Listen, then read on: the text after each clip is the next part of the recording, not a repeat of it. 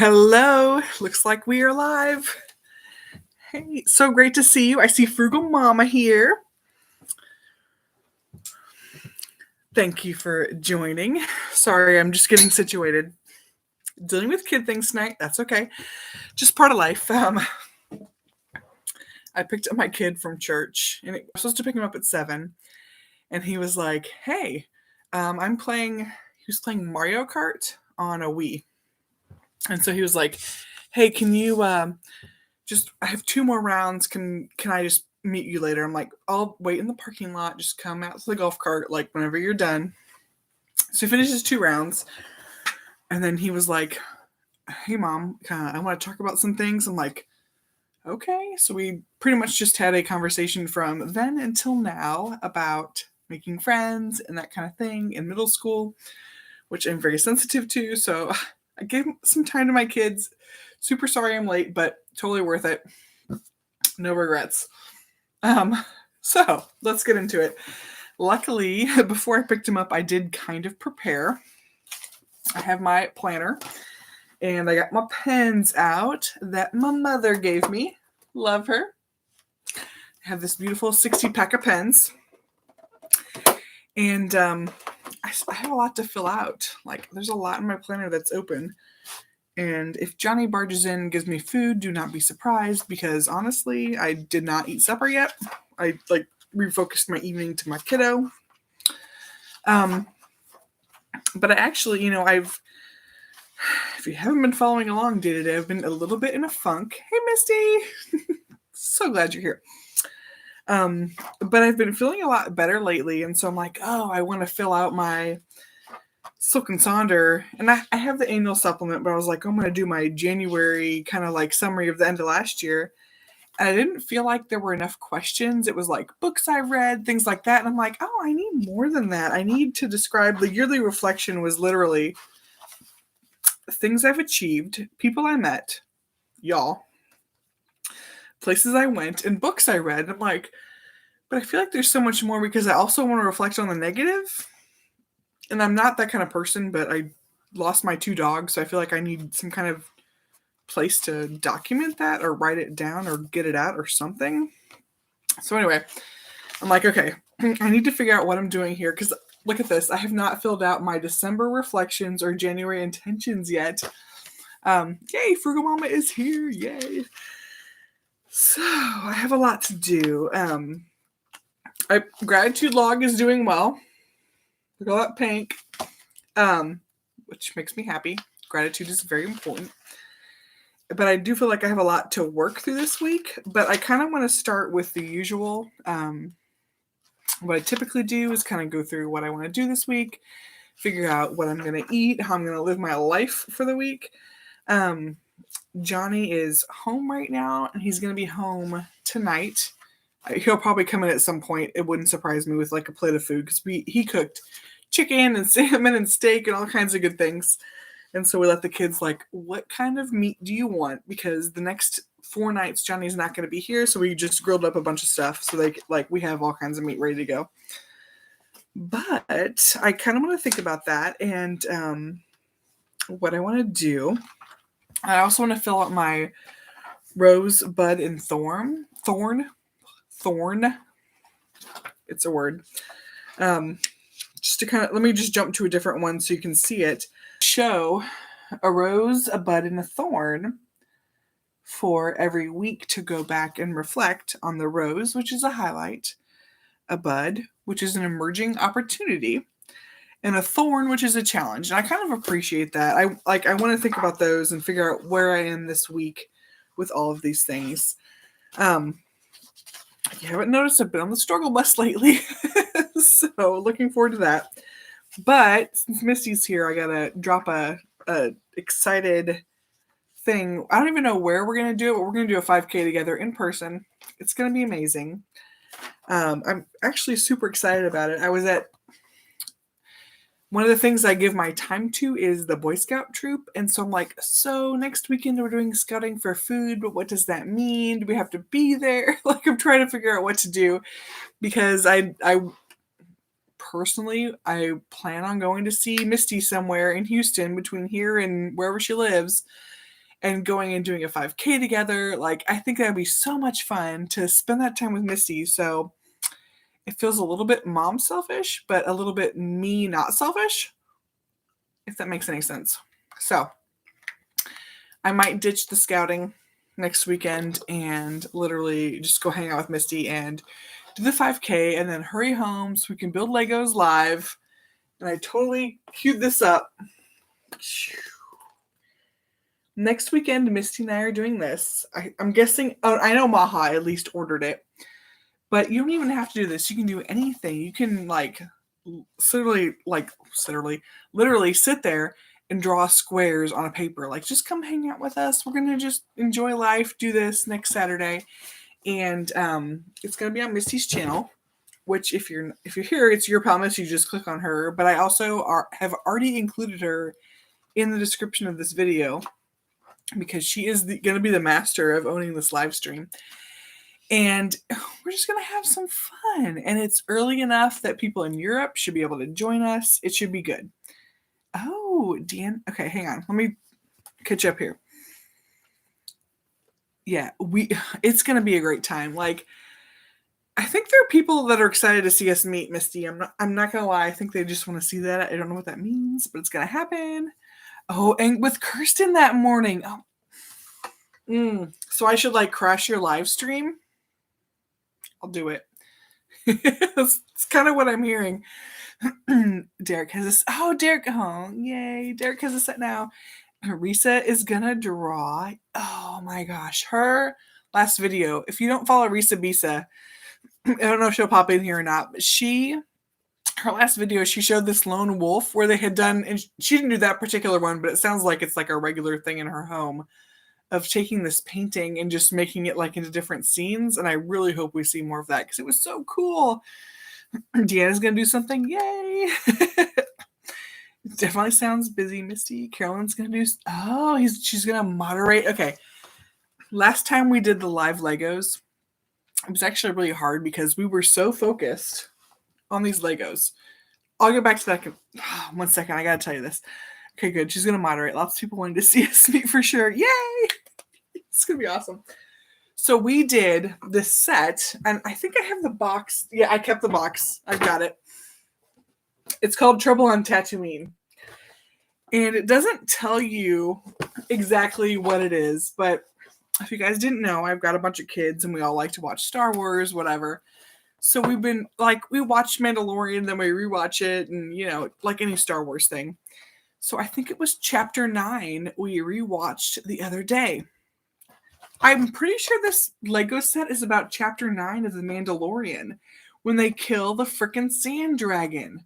Misty, I hope you understand what I'm saying, but they literally, Mando's in this guy, the speeder. They use bowcasters to try to trap the guy. I don't know what this is, but it feels like it's part of their planning. I'm like, this is Chapter 9 of The Mandalorian right here, and we did it. Can I give you a plate? Yeah. Do it.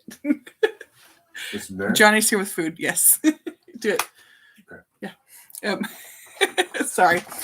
But Hank and I watched this, and I was like, oh my gosh, that's the Lego set we built. So then I got a little obsessed, and I'm like, I feel like I need to watch all of The Mandalorian without kids, because every time I watch it, I'm with a kid. So I decided to restart and just do paces in my house or whatever and just watch The Mandalorian again, because I'm like, how did I not recognize that? But when I rewatched it with a kid, I'm like, literally, this is the Lego set we have. It's Chapter 9 of The Mandalorian. And either 9 or 10, I forget what it was. This thing gets destroyed. He goes flying. It's crazy. So, massive bowcaster. Yeah, they shot that at the sand dragon. Right here. There were 4 of them. It was pretty exciting for me anyway. All right, so let me go. Lisa's going to draw. Yay. Tiana's going to do something. It definitely sounds busy. Yes. Carolyn's going to be the moderator. I think, okay, we covered all that. People want to see us meet. Already covered that. I need a little placeholder for where I was. Who all is joining? Just curious. I'll tell little man. So for me personally, I think if I do it, I'll probably set up my computer in my dining room, and Hank and Lulu will like spin circles around. I don't know if it's lame or good, but Hank, the set we're gonna do, Hank already has my 9-year-old. I don't think he ever finished it, so I will definitely get him on board for sure. What I wanted her to do for me. Okay, nice. Carolyn, okay, good for her. Love her. Me, LB, Deanna, Risa, Maha, Cheryl. Yay! And I hope Cheryl does Friday is her birthday, like literally Friday right now, right? So she's the 28th, I believe, is her birthday. And hopefully she'll do a live stream. Okay, see, Misty remembers the episode. Yes. Fabit Mama, hello. Glad you're here too. Your short of this yellow eyeshadow came up, and I was like, that is so gorgeous. I want to try yellow eyeshadow. I hope I can pull it off, but that was like, love it. So yes. Little man's excited. Good, he should be. I want to, like, he's so much fun. He and Lulu were very similar in age, maybe like a year apart, so she is not very focused on that kind of stuff because she's more like all over the place. Hank will be so into it. But we're going to be there. It's going to be a great Lego time. Yay! I'm glad you're going to be on a whole live stream for Cheryl's birthday. Misty, I'm so happy to hear that. With all your plans. Yes. You have a lot going. Okay.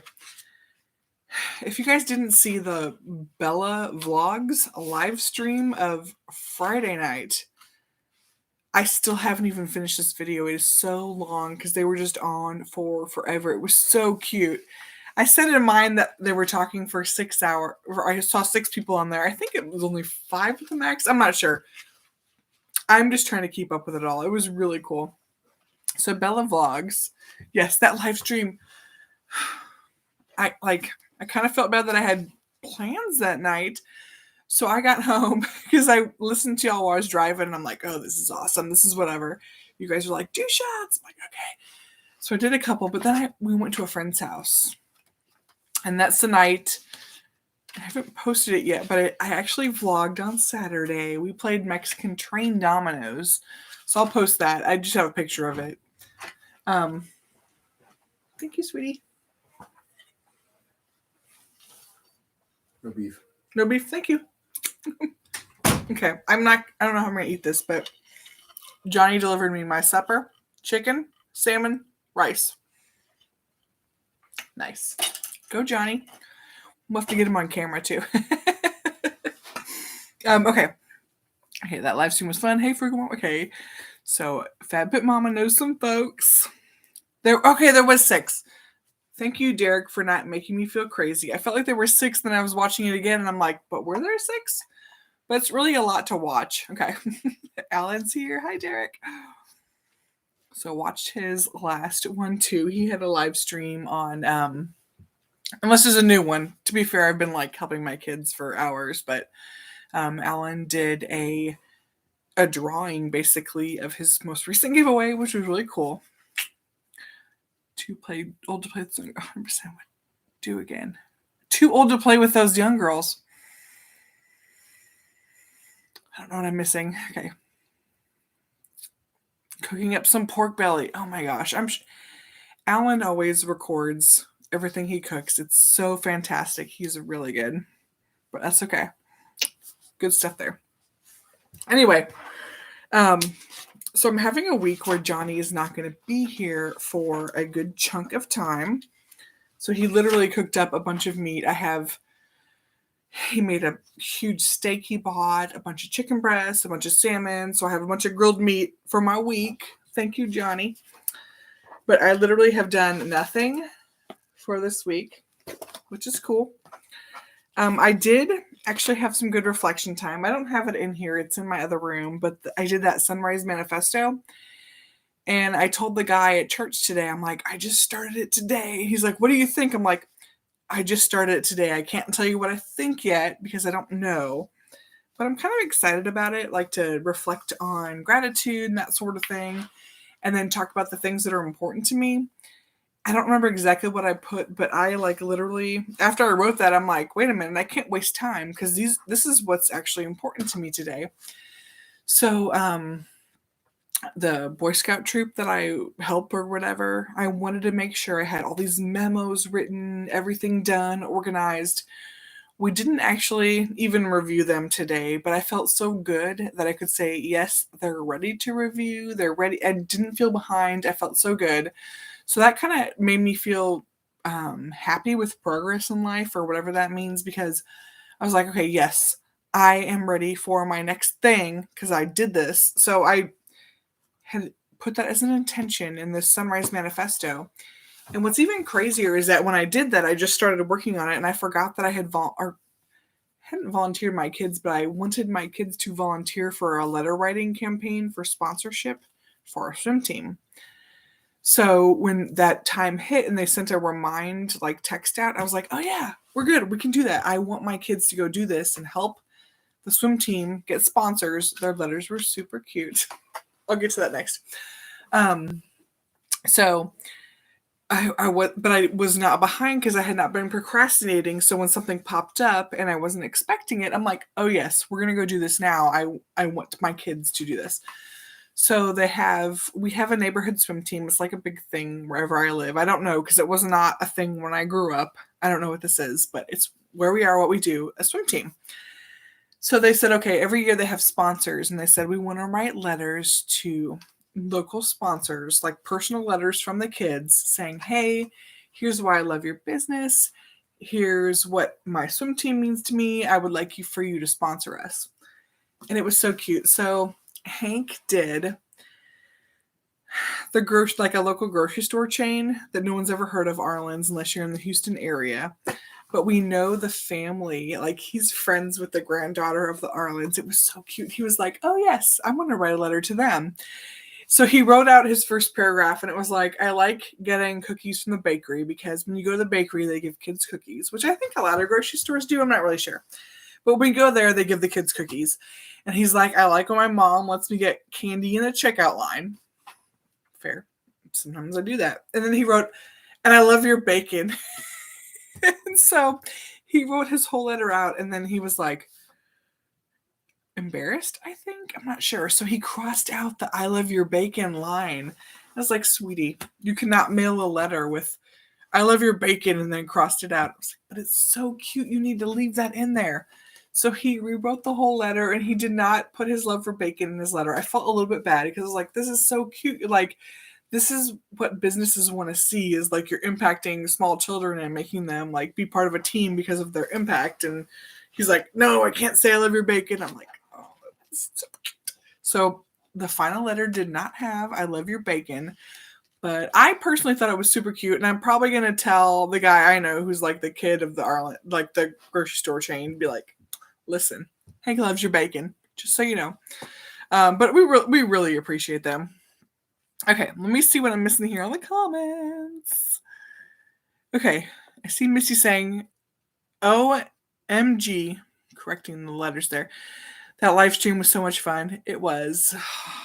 Like, hey, Frugal Mama from FabFit Mama. There was 6. Misty made me feel good about myself for the number there. Because I was watching it, I'm like, were there ever 6? Because when you watched it, it was so long. I felt like I was watching 6, but then when I commented and I was still watching, I was like, but wait, there's only 5 here now. I felt bad about myself for missing the math there. Too old to play with those young girls. 100% would do it again. How's Alan doing? Alan's been good, I hope. He seems like he's been doing good. Yes, okay. So doing good from him. FabFit Mama. Hit the button too soon. It's okay. We all do it. Oh, Misty hung over on Saturday. That does not surprise me. You guys did such a stinking good job. That was the best live ever. So I ended up going to a friend's house and I got back late and I'm like, when I looked at the timeline, because I did not finish the whole thing, because if you guys saw my weigh-in, Friday night I got home and I was watching Bella's live and then Johnny was like, oh, come see your Christmas present I'm finally doing. And I was like, what? So he put speakers on my golf cart. And so at that point, extremely distracted. We had fun with our neighbors, whatever. So I came home and I was like, how long is this live? It's insane. Okay, lose weight, Sarah. Yay, Sarah's here. Woo! Sarah, thank you for being here. You're amazing. Oh my gosh, yes, catching up. Sorry, trying to read fast. Misty loving it. Is Rich here? Wait, me. Oh, Rich, because Rich was on. Yeah, okay. I feel like Rich was on, but then when I saw it again, I didn't feel like Rich was on. Okay, good. How is Sarah doing after the big C? Almost 5 pounds. 5 pounds in a week? That's a fantastic loss. For 2 minutes, my video starts in a second. Oh, yay! I can't wait to see your video. Sarah, I love your updates. They're so much fun. So thank you. Please continue. Yay. Okay. Totally not planning here very well, but that's okay. I've lost all my pens. So getting back to the planning part. My mom, I introduced her to Silk and Sonder when she was here for Christmas. So if you didn't know, she bought me like a 60-pack of pens that I've been using, which is super fun. And thank you, Mom, if you're ever watching this. I don't even know, but having 60 colors is really fantastic. So there were a couple things that I feel like I need to do. First, yesterday I kind of we didn't have a lot going on. We were going to do a lot, but we decided to be lazy because it was cold here. I don't know if you are Canadians, it's not cold here. But it was cold, and so we're like, okay, we're just not going to go to the property. We were going to cut a bunch of firewood, and we decided not to. And I'm like, okay, I'm going to catch up on some YouTube stuff that I've been meaning to do. So the first thing that I did of catching up, well, I did a weight loss vlog just because I needed to for accountability. It's more for me than anything, but I shared it with everyone. Then I did a December Silk and Sonder flip through to show y'all how I used my December Silk and Sonder, which I have not posted yet. I'll get there. And I also wanted to film. I don't have it in my office right now, but it's in my living room where I did it this morning. But a sunrise manifesto, which is reflecting on gratitude and where you need to improve. And I wanted to try that, so I decided to start doing that in addition to the Silk and Sonder for a self-care kind of thing. So I did both of those. I did a vlog yesterday. In addition to the weight loss update that I have a vlog I need to finish and post. So I just did it all. And I had such a good time. And I'm like, I need to do this more because it makes me, two things. I think it makes me feel more accountable when I have to share it with everyone. And then I also feel connected. I watch everyone's videos, but I feel like when we interact back and forth, there's a lot more connection. And I know I've been in a kind of a funk this month. And I want to get out of my funk and I want to be connected to everybody. And so that kind of gave me an opportunity to be connected to everyone, to do a vlog. I'll post it. I'm getting there. But I just feel like this is more than just me posting something. It's me posting something and then you posting something and we interact and that kind of thing. So I felt pretty good about putting a vlog in randomly, even though I haven't posted for 2 weeks or whatever. I'm ready. We're doing it. Yeah. So, some of the things I did want to do this week, though, because I literally have a blank page, I showed you this, a blank slate. Let me catch up on comments real quick, and then I'm going to jump to it. Okay. Ooh. So, Sarah, last I saw was for 2 minutes. My video starts in a second. Okay, good. Oh my gosh, Sarah. Yay. But I had to pop in, so I need to go check her video out next. Clearly, Lose Weight Sarah. Feel free to jump over there if you need to pop out and see her stuff because she's good.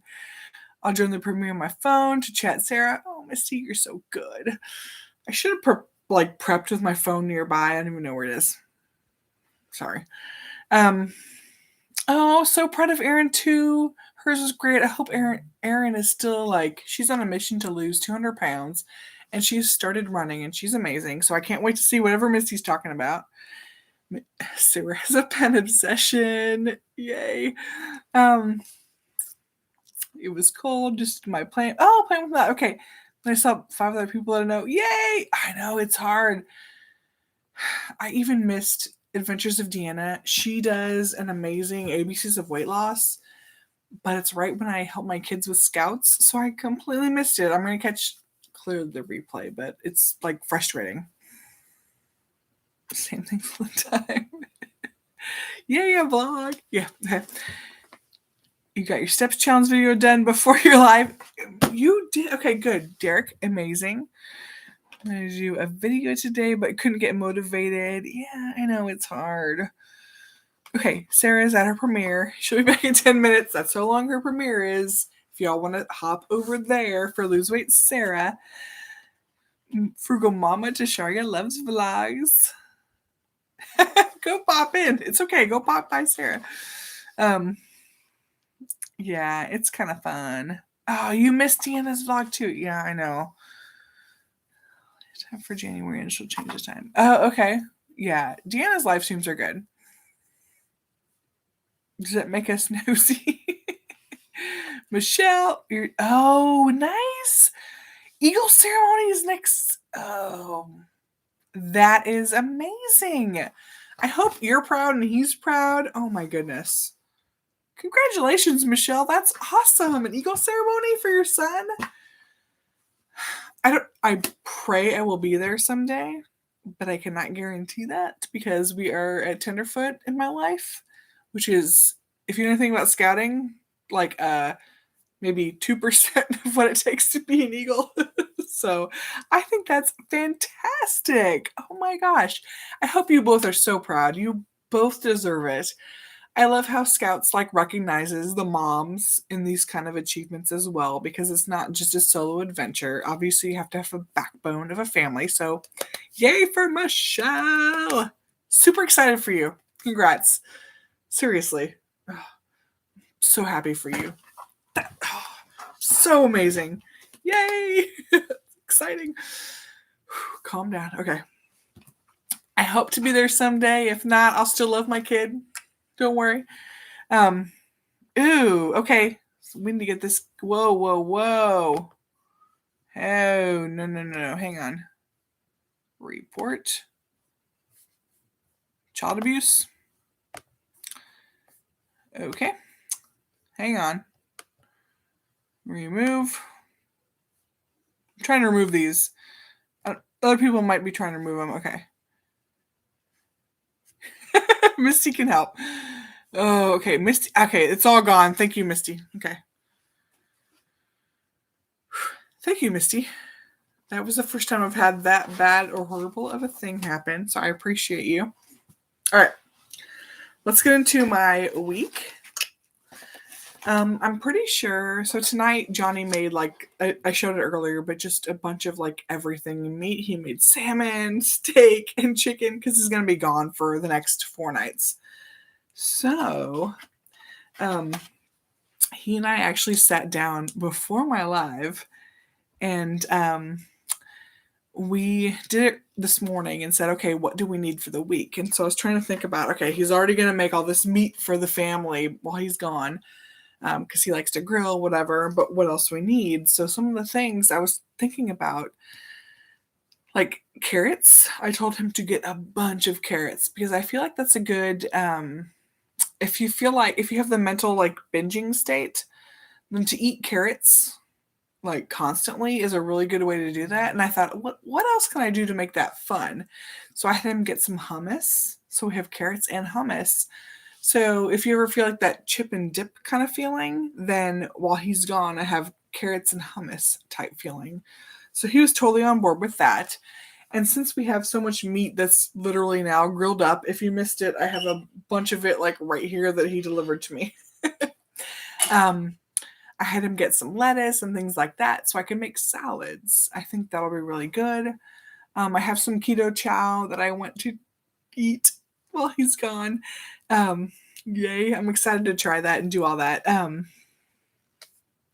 getting noticed. Thank you, Derek. I appreciate the compliment from the evil. A lot of life so early. Oh, great for Monday Night Football. Yeah, I'll get to that in a second. Of course, you multitasking. Hummus with almond crackers. Okay. I need to still try your almond flour butter crackers. I don't know if that's what you're talking about, but I need to try that. I've not made those yet. Okay. Shopping list. Crackers. Since Johnny's gone, I can probably make those crackers now. I don't know if you've noticed, but it's really hard when you have a husband and a bunch of kids to like do exactly what you want to do all the time. So I love these suggestions, but sometimes it's hard to implement. So I think I'm gonna try that. I think it would be a lot of fun. First thing on the week, done. So I'm looking at this every week. This Looking Sonder has a habit and activity tracker, and I always have great intentions, but I don't track anything. Like, I'm just horrible at tracking.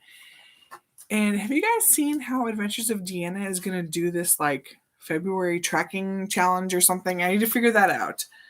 I'm excited / scared about that. But I think what I really want to do is for February, 3 channels that have things that I'm interested in. Deanna and her tracking challenge.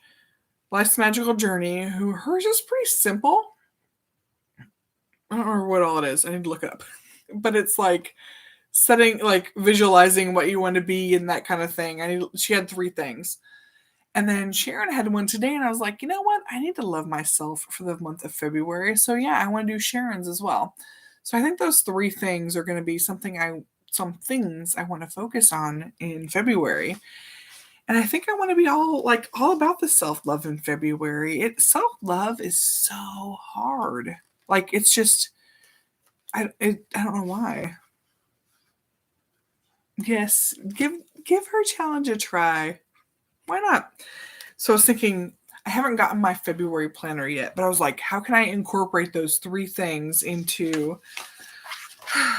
I should be embarrassed about this, but I can't be because it's just who I am. Every month, I love that they have a habit tracker. And how many habits do I track? 0. I sit here and I talk about them and what my intentions are for the month and that kind of thing, but I'm so horrible about it. So I think I need to set aside a time of day and do so much as put a timer on my phone to say, okay, talk about, like, review your habits for the day, which might mean check off the ones you did, because there are things I did on here never checked off. And not just check off your habits for the day, but if you didn't hit them, maybe I could still hit them. Some of them are so simple, like track your food. You can sit there and write down what you ate that day. You don't have to do it all day long. At the end of the day, you can still do that. So I think if I want to be successful in Deanna's challenge, I'm going to need to put a reminder on my phone that goes off at whatever time every night and say, hey, we're doing this. We have a reminder. We're going to track these habits. We're going to do, like, I think it'll work.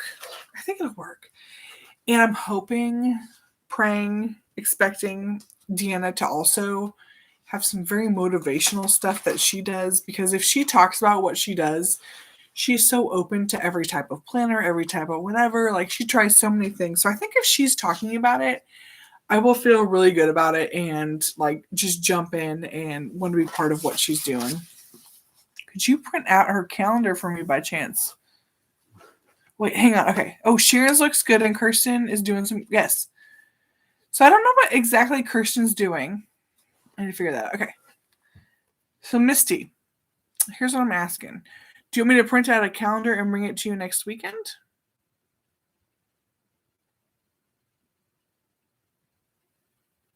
I can do that. Okay. Yes, I'm tempted to give her. Okay. Sharon's looks good and Kirsten's. Okay. Yes. Okay. Yeah. Okay. Let me add it to my planner. Print 2 Sharon's calendars. So if you don't know what exactly we're talking about, one of the things that Sharon posted in her video, Find Fitness with Sharon is the channel, is that if I'm already asking for favors, it's okay. I'm going to do it. I'll do it. She has a calendar that she's doing for February, and one of her parts of her challenges. Hey, take this calendar, and every time you do a workout, and I don't think she's even saying you have to do it on that day. So if for some reason you miss a day, I think you can make it up the next day. Misty, correct me if I'm wrong. But I think what you can do is just like take this calendar and cross off all the workouts you do, and if you miss one, do the one before and that one. And she wants to then highlight some of the calendars she got at the end of the month to show who did all of her workouts. And if you don't know, Misty and I are going to do a 5K walk together. I don't know exactly what park or place or whatever we're going to do it at, but y'all are going to see me and Misty in the same place, the same time on here. So get excited because it's going to be amazing. But when that happens, now the plan is to give her a copy of Sharon's calendar so she can do that. Check off all those workouts because Misty is a workout queen. She's been doing a fantastic job. So yes, I will figure out a way to do that. Okay, let me go back here. Print out a calendar. Yes. Okay. We bring it when we meet. Already asking for favors. Yeah. And Frugal Mama has an extra planner. Oh, Frugal Mama is so sweet. Wait, what did you want me to confirm? Okay. If you didn't see Misty's last comment, it says IRL people, IRL. Yes. LB, Misty, same place, same time, next weekend. You gotta be a little bit excited for that, right? Because Misty and I have never met, and I feel like I've known her since like a year ago. I think I found her a year ago. So we live an hour, in a good traffic day, we live an hour apart. So we're going to meet. I'm excited too. It's going to be fun. I was like, do I bring Lulu? Do I not bring Lulu? Is it going to be like a pain in the butt to bring Lulu? So I think I'm not bringing Lulu. Although I don't think you'd mind Lulu because you're like open to everything. But I think it should just be us and we'll figure out exactly where, what, whatever. It's going to be amazing. We're going to get our steps in because we're all part of Derek's Journey Steps Challenge. And we'll share it with you guys. And hopefully everyone else on the 29th is getting 5,000 steps in. 5,000. How about a 5,000 kilometers in? Plus more steps. 5K is what we're doing. So we're like, just for fun. It's not the 5K and made like a big production of the charity thing. But it's just like, let's all go out and do a 5K that day. So we're doing it. We're going to share it. Y'all need to do it too. And then after you're done, we have figured out the best way to reward yourself for your hard work. Legos. 75280. Misty's like, I got that memorized. So come do the 5K. Do a 5K that morning and then do Legos with us. And you don't even have to do Legos. Just hang out with us. It's on. Okay. What am I saying? Send me your mailing address. Okay, that's nice. Yep, in February. Okay. You can bring her. Aw. I kind of think it's easier without her, but we'll see how we're going that day. How about that? Not sure she'll be the one slowing us down. It's probably me, Misty. You've been working on a lot. Not gonna lie. Yay. The 5K is gonna be awesome, Derek. Amen. And then Legos, yes. She does things against me. Again, Misty. Yay. And then Jocelyn says she's pumped for everyone. Yay. I am too. I love how we encourage each other to do these things. And Nikki's not here, but she was here a couple weeks ago. And like, I feel like she was one of those people that just instantly connected with all of us. So she's been doing steps challenges on Fitbit and all this stuff. I don't even know how to share, like, it says your Fitbit username. I don't even know what my username is, but I want to connect people on Fitbit because I just felt like she did me good by including me in her steps challenge. I'm like, oh, thank you so much. So yeah, fantastic people. Oh, you lift weights so walking isn't your jam. Okay, you can be muscular. We'll walk slow. No big deal. I'm not in a rush. We got this. We got this for sure. All right. So I'm going to jump back to my 2-week planning thing. And I'm going to go back to, 2 week, 1 week. I'm saying 2 weeks because I want to go back to the week before. One of the things that I realized I didn't do that I wanted to do last week in my mind, body, and health plan was paint my nails. Clearly not painted. So in my mind, body, and health plan for this week, I'm pretty sure I want to put in there that I'm going to get my nails done by a professional. So no judging myself. Get nails done. It's official. It's in here. I don't think that this week I want to put a habit or activity to track because I don't feel like I'm going to do it. I feel like I want to do it, but even if I do it, I still don't mark it down except for the first day. So let's focus on the other sections. Like the first is, how do I want to feel this week? And I think I should focus this around seeing Misty and connecting with this amazing community I have online with YouTube. This is the first like real life connection with my YouTube community that I'm going to have. Randomly as it sounds. So Lose Weight Sarah, she was on earlier. I don't think she's still on, but she has a Facebook group. And one of the people on her Facebook group, I was like, I know that person. She went to college with me. And she was younger, like much younger than me.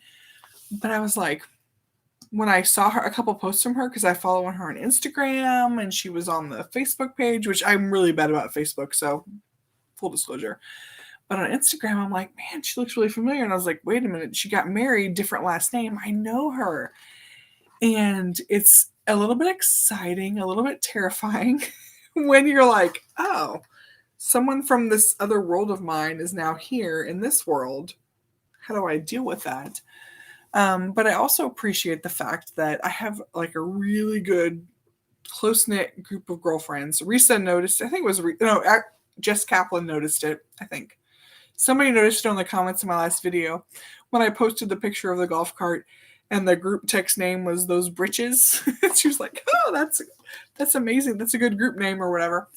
So I have a good group of girlfriends, but none of them are on a weight loss journey. And so it's really hard to have people to relate to. So I found this like amazing group of people, AKA all y'all.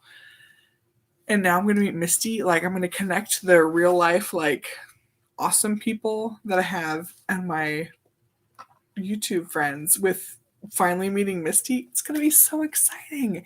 I think it's like, I'm pretty pumped about it. I hope other people are too. I have not seen other people that I follow like connect. And so this is going to be like a super unique and amazing thing. And I'm just pumped to see Misty and see how beautiful we all know how beautiful she is, but I get to see it in real life. You know? So I don't know how Misty and I are even going to share this, but we're going to share it with y'all because it's going to be amazing. Super pumped. Super pumped. Let me catch up on some comments here. Misty, you're getting more steps. Misty, I know, you're amazing. Go, Misty.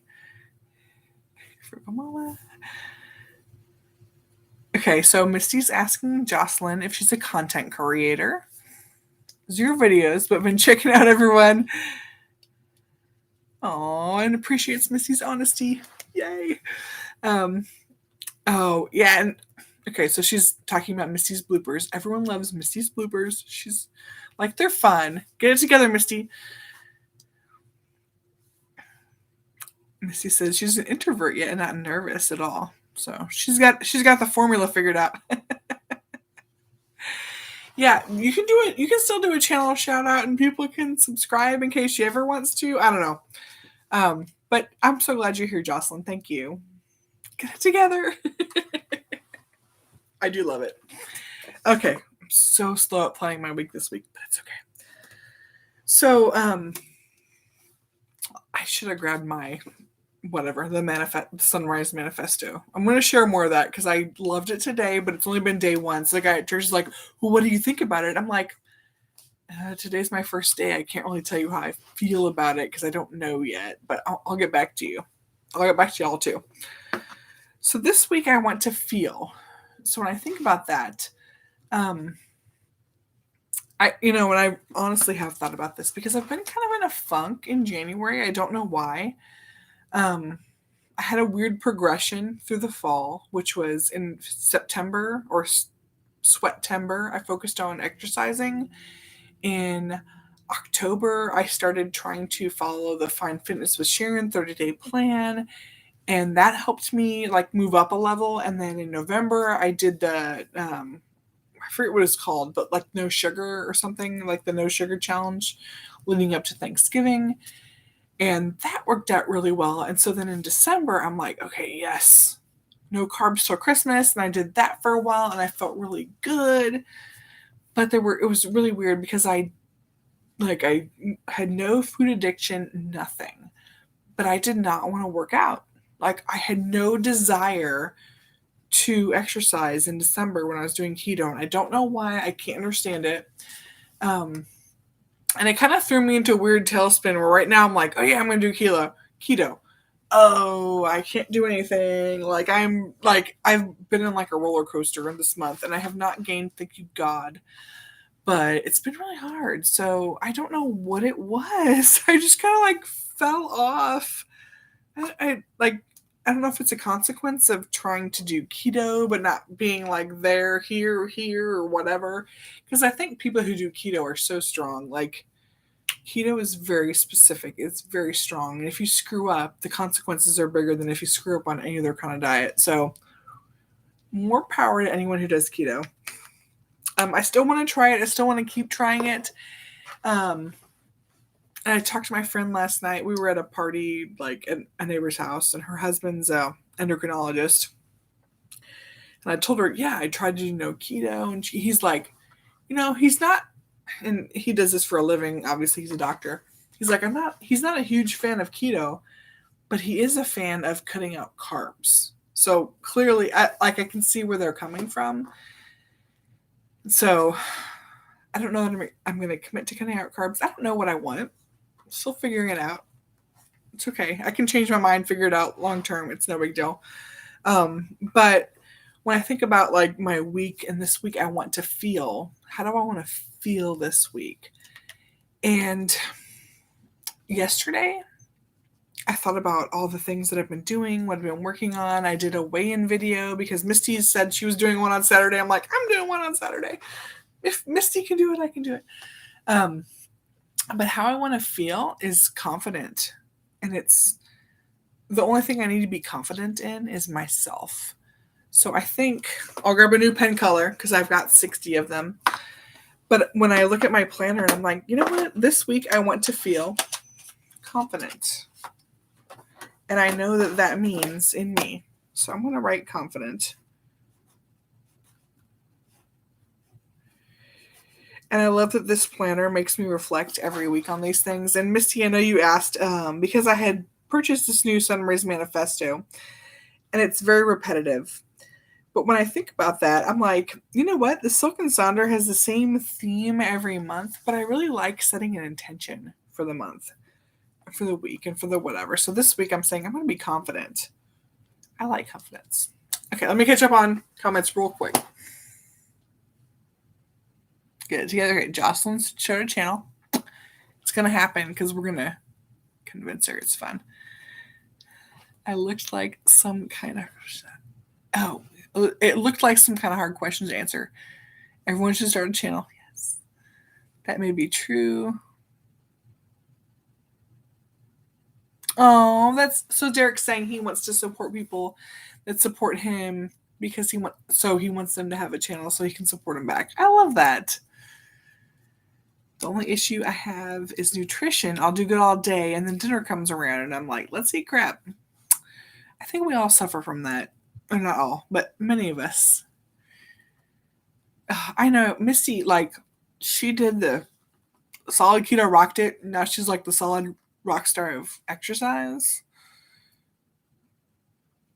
Binge watching YouTube. If you're going to binge, it should be just watching something, not something else. Have we tried a meal planning, Derek? Misty says she really had time for regular TV. So we did HelloFresh for a while. And I liked it because it was, you make fun things. They have new tastes, new flavors, that kind of thing. And we didn't excessively eat because they don't allow you to, because it gives you like 2 people's worth of food. But we ended up quitting. I don't know why. I don't know if it was cost or or repetitive. I can't remember. But we quit doing HelloFresh after a while. We're like, okay, yeah, we're kind of over this.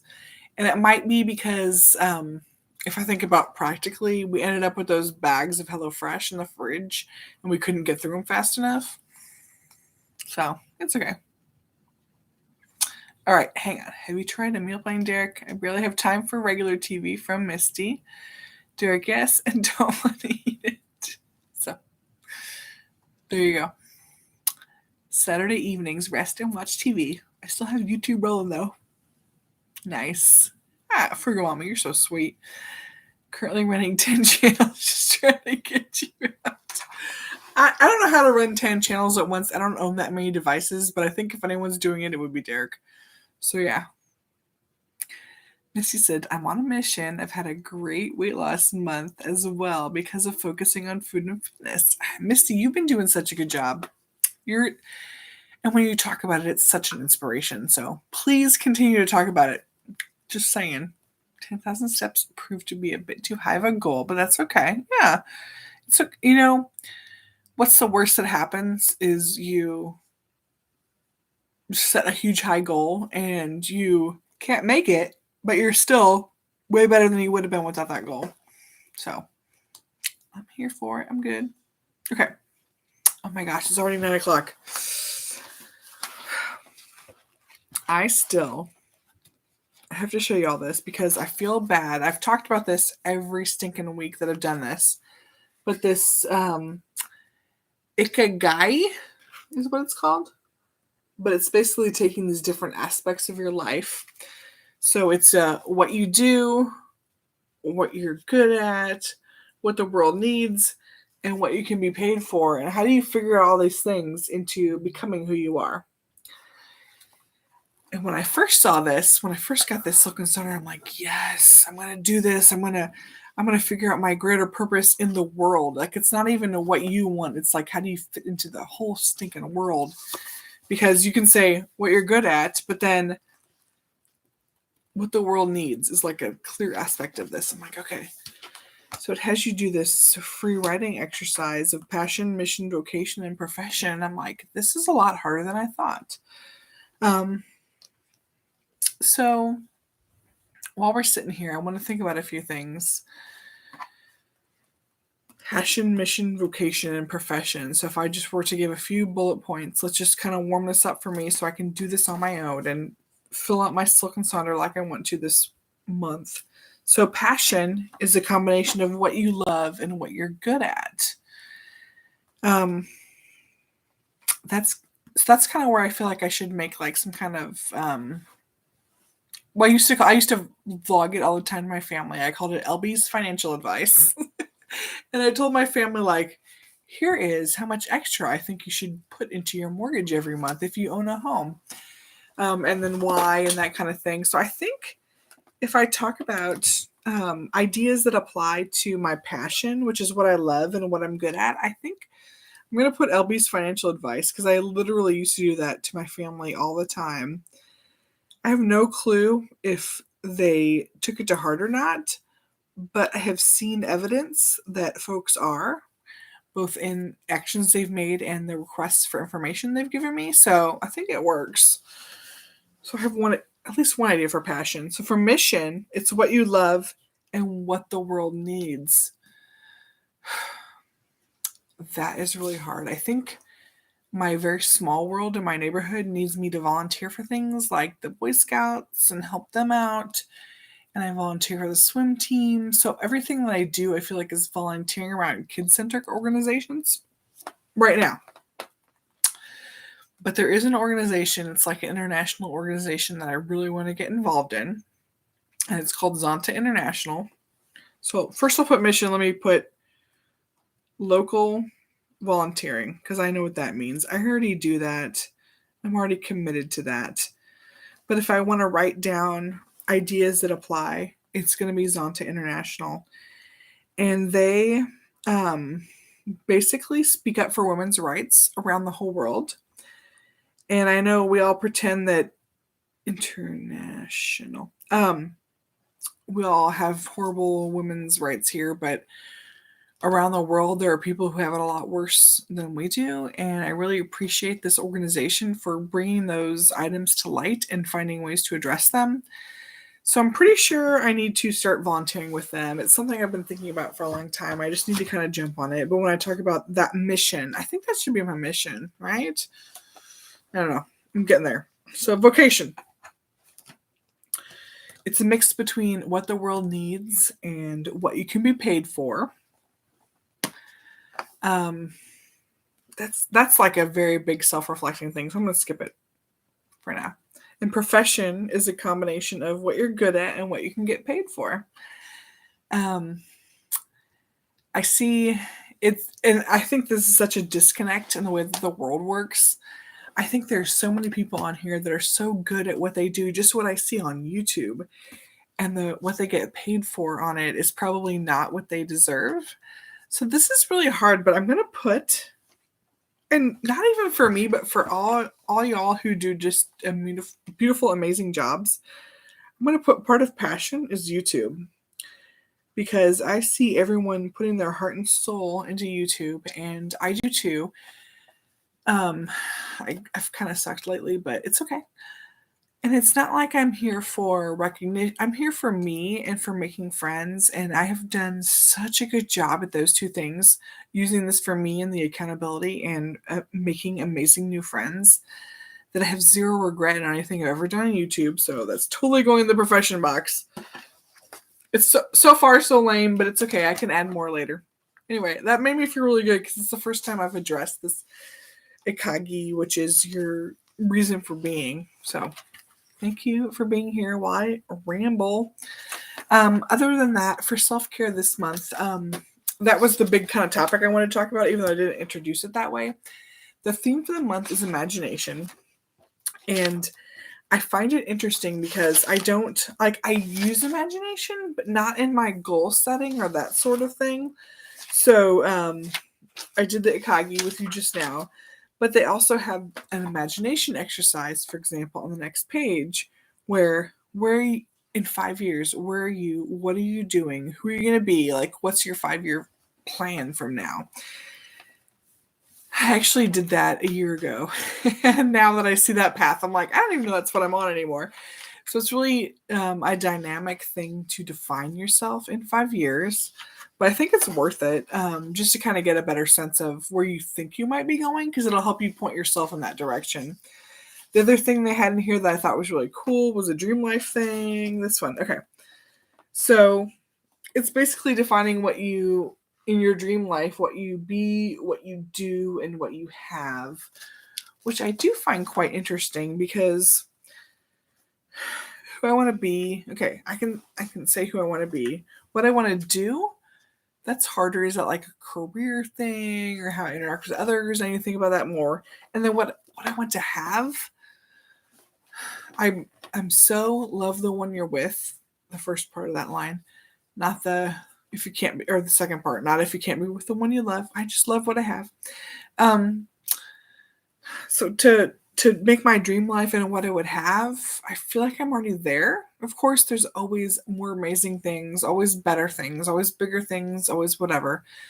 But luckily, someone told me when I was younger, there will always be a bigger boat. So I don't envy a bigger house or a nicer location, even though sometimes I appreciate them, wouldn't mind them someday. But I think like I already have my dream life.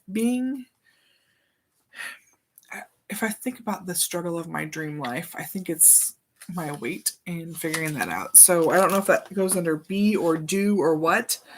But if I think about what the problem is in my dream life, it's how I treat myself and my body. So I don't know. Maybe I need to focus on that a lot more clearly. But it's interesting just kind of popping that out and sharing it. So there you go. Let me see if there's anything else I want to self-care talk about in this month, because I'm still thinking about it. And I need to catch up on comments. My goodness. Okay, hang on. Where was I? Have you tried meal planning, Derek? Okay, I saw that one. So, Misty, I barely had time for regular TV. Derek, don't want to eat it. Okay, rest and watch TV. So, Frugal Mama uses her Saturday evenings as her TV watching time, which I appreciate. Derek's running the 10 channels. Yeah. Misty's on a mission. She's had a great weight last month. Because she's focusing on food and fitness, of course. Once you, if you focus on it, you will have success. And thank you for being that way. 10K steps is too high of a goal. That's fine. I'm all about shooting for high. Yeah, 10. Okay, more reinforcement that 10K is literally high. So if you get 10K steps a day, by the way, you're amazing. Is kind of how I'm reading that. Get up and get moving during the day. Being sedentary. Oh yeah, it's easy to be sedentary, especially if you're working in a job that does that for you. Weekends are challenging. Everything's challenging. Weekdays, weekends. 25-5 method you use, Frugal Mama. Don't have a meeting. Yay! The steps did teach Misty to get up more. I know, because you're like, but if I'm not lazy, I might get 25 steps if I walk to the whatever. So I hear that. Oh, makes me happy. Yay! Okay, Derek, if you're still here, yes, your challenges help so many people. Thank you for doing it. We all love you for that. Clearly. Yay. Okay, people are responding and letting him know. Daniela's here. Yay! Daniela. Sorry, still catching up. There's a lot of comments here. Gotta catch your video. Oh, did I miss a Daniela? Okay, I'll catch it up. Planning your lives the week. Yay. I know you, Frugal Mama, you are a study machine, and amen to you for being awesome. Yeah, I need to do even more, and I get to talking, and I don't do everything I want to do in these. I tried to get prepped earlier today to be ready for it, as weird as that is. Okay, so Misty says her job is to sit at a computer and talk to people and chat, so it's hard to walk away. Amen. Yeah. If that's your job, you have to focus on time outside of work to exercise for sure. So much better when my brain is tired. Love the challenges. Oh, wait. Who had the challenges? Oh, no. I need to figure that out. But I will, because there are so many good challenges coming up next month. Reading before bed has actually helped me fall asleep faster. Huh. I love Frugal Mama's rotation of in the morning she gets up. Right now she's doing the Reset Your Mind and Body challenge. Like, she works out every morning. Everyone is there for her, whatever. And then in the evening, she does something else for herself to study and love for her career advancement, I will say. So it's fantastic. Okay, yay. Okay, so Daniela has a new video too. We gotta all check it out.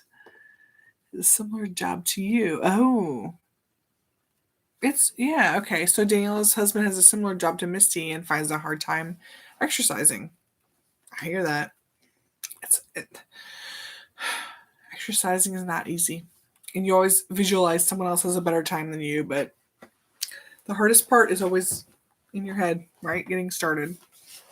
So, thanks for being here, you guys. I appreciate you. So I don't think, let me go look in my description. I don't think I had a specific plan for my gratitude time. I think I was literally just saying I need to keep focusing on 2022. For some reason, I've had a really hard time getting focused or being focused on 2022. I don't quite get it. But maybe I just needed a break, or maybe I was hitting it really hard and I I think I was successful in my weight loss last year, so maybe I just needed a break and then I'll continue forward. But I felt really motivated starting yesterday when I did my weigh-in and I vlogged and all this other stuff. And I'm like, you know what? I can do this. I have these amazing people that are going to support me here. So thank y'all for that. Let's go back to this window. Okay. I feel like I'm kind of weak on the self-care thing today, but I really feel like personally I gained a lot out of that Ikagi discussion and thinking about some of the things that I consider to be my passion, mission, vocation, and profession.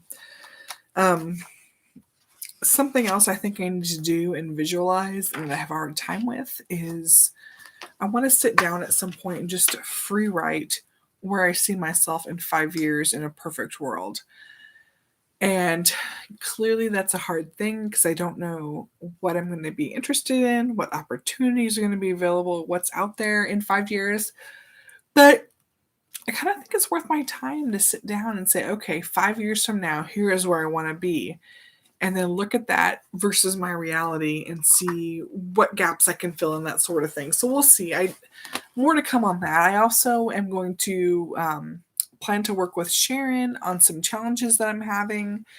I've had some struggles already this year and it's been rough, but I think Sharon's going to be able to help me out because she's a focused all around kind of trainer person. And so more to come on that one too. It's going to be amazing. Okay, let me see what I missed here. We keep distracting LB sledding. It's okay. I do this here, but I've also earlier today, I was like, okay, what do I need to know? What do I need to plan? What do I need to do? So I kind of use it both. It's okay. It's okay. Okay. So we saw Missy's husband has the same. Did Kirsten's workout. Oh, nice. Oh, wait. Misty, when you did the Kirsten workout, did you actually live on video with her? I'm curious about that.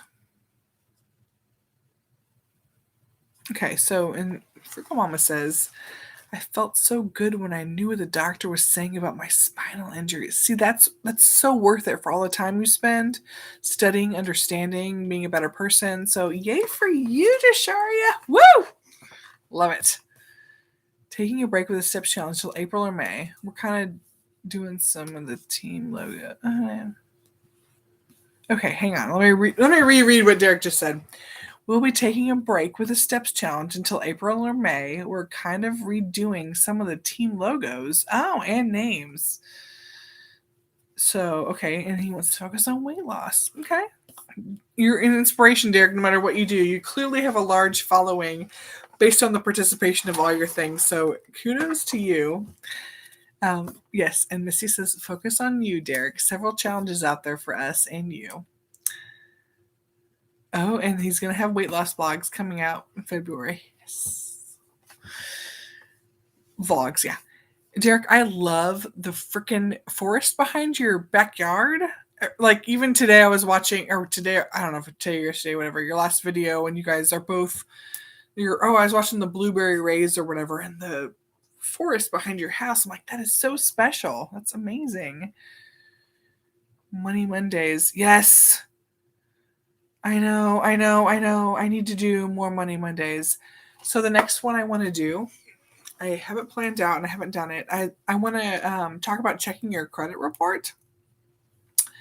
So that is something I want to do. I'm going to talk about I-bonds, in the treasurydirect.gov, I think it is. Go to Treasury Direct, though. I-bonds have such a good rate right now. There's so many opportunities out there for regular people to actually make a decent return. I need to be sharing this. Please, thank you, Miss Frugal Mama, for calling me out because I need to do that. So the next one I really want to do, and I'm like, I want to check my credit report, and I'm like, I can't do this unless I'm recording it. So I've gotten in the past few weeks 2 letters telling me, there are my pens, telling me to buy an extended warranty on my 2018 Acura ILX. I'm like, I know what kind of car I drive. It's a 2013 Ford Explorer. I don't own a 2018 Acura ILX. So I'm like, did someone buy a car in my name? So I don't know why I haven't jumped on this yet, but I really want to do a freaking credit report check and go through all of them. And I will give you guys the link because you can actually check your credit reports for free every week right now until April of 2022, sorry, right now. They don't give you your credit score, but it's more of a check to see if someone's doing something fraudulent, that sort of thing. So I need to share that because I feel like that's relevant to me right now because I did not buy an Acura, and relevant to everyone else because it's something it's so easy to do for free. And if you in 2 weeks are like, oh, but wait, I need to check something else, they're letting you. Usually it's an annual, but right now it's a weekly thing. So there's a lot of opportunity there. I need to share how to do that. So that is a guilt area I have because I feel like I understand and know these things and I should be sharing it more. So let's go to this week. As I look down because I'm flipping through my silk and solder. So tomorrow's the 24th. Yes, okay. So I'm going to write, this is like a purple color. Let me find a green color. Because, oh, my pens are on the floor. Remember they fell earlier? Okay. I'm going to put a green color on there and be like, thanks, Mom. Page 1. Thanks, Mom. Okay. Into the greens. Also, thanks, Mom. Money Monday, because if we can all just do something so simple as check our credit report, it could be a huge difference. So let me write. But in Robinhood, something else that's been happening a lot is the cryptocurrencies have been going insane. Like they are like this, up and down, up and down, up and down. And I'm the kind of person where if I hear something is doing poorly, I get excited. So I've been buying crypto lately because they've not been doing well. And I figure, you know what? If they're not doing well, I want to get up on that and buy some of it. The other way that my brain works is that if crypto's not doing well, is that kind of a precursor for the rest of the market? Should I be moving other monies? That kind of thing. I don't want to get too much into that because it's so hard. But for me, I've been watching crypto, and last time Bitcoin got below 30,000, I told Johnny, I'm like, I told myself I was going to buy $500 worth when it got below 30,000. He looked at me, he's like, so I bought $50. So at the time I was like, oh, I wish I would have bought more, but maybe I'll have a chance to buy even lower now if it keeps going down. I just keep watching it, keep having fun with it. So, all right. Let me see what I missed for comments. So Derek's taking a break. We did that. Everyone wants Derek to focus on him because he's amazing and needs to be happy. Weight loss vlogs will be coming out. Yep, we got that already. Vlogs. Money Mondays. Okay, yes, the finance segment. I don't know why I'm not doing that. I feel like I'm very confident in that area and I'm not sharing it and I'm failing everybody. So Money Mondays need to happen.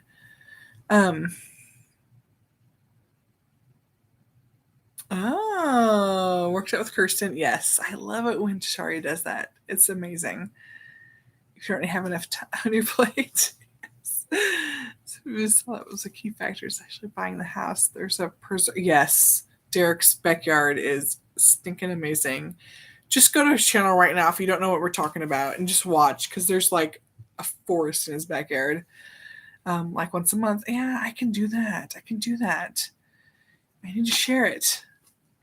Oh no, Miss PJ got bad news about her retirement. Ooh, okay. That's where I'm like, what can I do to help? I don't know what that means. Let me keep reading though. The shrinkables.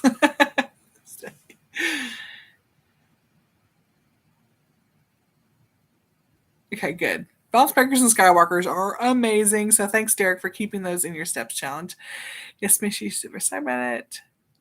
Keto twin. Checking my credit. Oh, good. Frugal Mama checks her credit like crazy. Smart. Love it.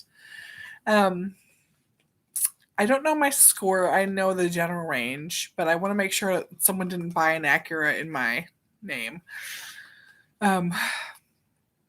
crypto's confusing. A little through PayPal. Do Bitcoin through Cash App. So for me, I buy everything through Robinhood. I was super skeptical about Robinhood. Like, this is creepy. Why would they want all this information about me? And now, of course, they ask for, we need your social security number. We want to track you because the government wants to track crypto because criminals and whatever. But now that I'm doing it, I feel super confident. And the way that I do Robinhood, so I have the Beauty Box Investment Club, which you have, if you haven't seen that, it's on my channel. Like something, it's $25 every month into VOO, which is a S&P 500 mutual fund. And then my girlfriends and I, we want to buy a winery someday. So we all put $90 a month into VTI, which is an S&P 500 mutual fund, very similar to the one that the Beauty Box Investment Club is in. And that has also obviously grown. So I started with those two things, but then I also put in a chunk of money every week and use it as my, you know what, let's just have fun with this and my fun stock thing. And so what I used to always do is if I go to Walmart and be like, oh yeah, I need to buy a Diet Coke in the checkout line, I'd tell myself, stop, don't buy the Diet Coke. Take that $2 and buy Coca-Cola stock instead. So when I had an urge or an urgency or, like one of those purchases that you're making in the checkout line, that kind of thing, I would tell myself, stop, you don't need that. What you need to do is take that $2 and buy $2 worth of stock in that company. So one day I was driving by McDonald's and like, oh, I should just, just a double cheeseburger real quick. I'm like, stop, you don't need that. Buy $2 worth of McDonald's stock. So for me, Robinhood has been a really good opportunity to, instead of buying crap that I would normally buy, instead just invest that money in the company, because clearly I have an obsession with it. It doesn't take a lot of research to know people want it. And then I say, okay, I'm going to use that $2 instead, because you can buy like down to $1 worth in Robinhood. You can buy very small amounts. So I'm like, I'm going to buy $2 worth of McDonald's stock instead of stopping there today. And it's worked. Like, it's been really good for me.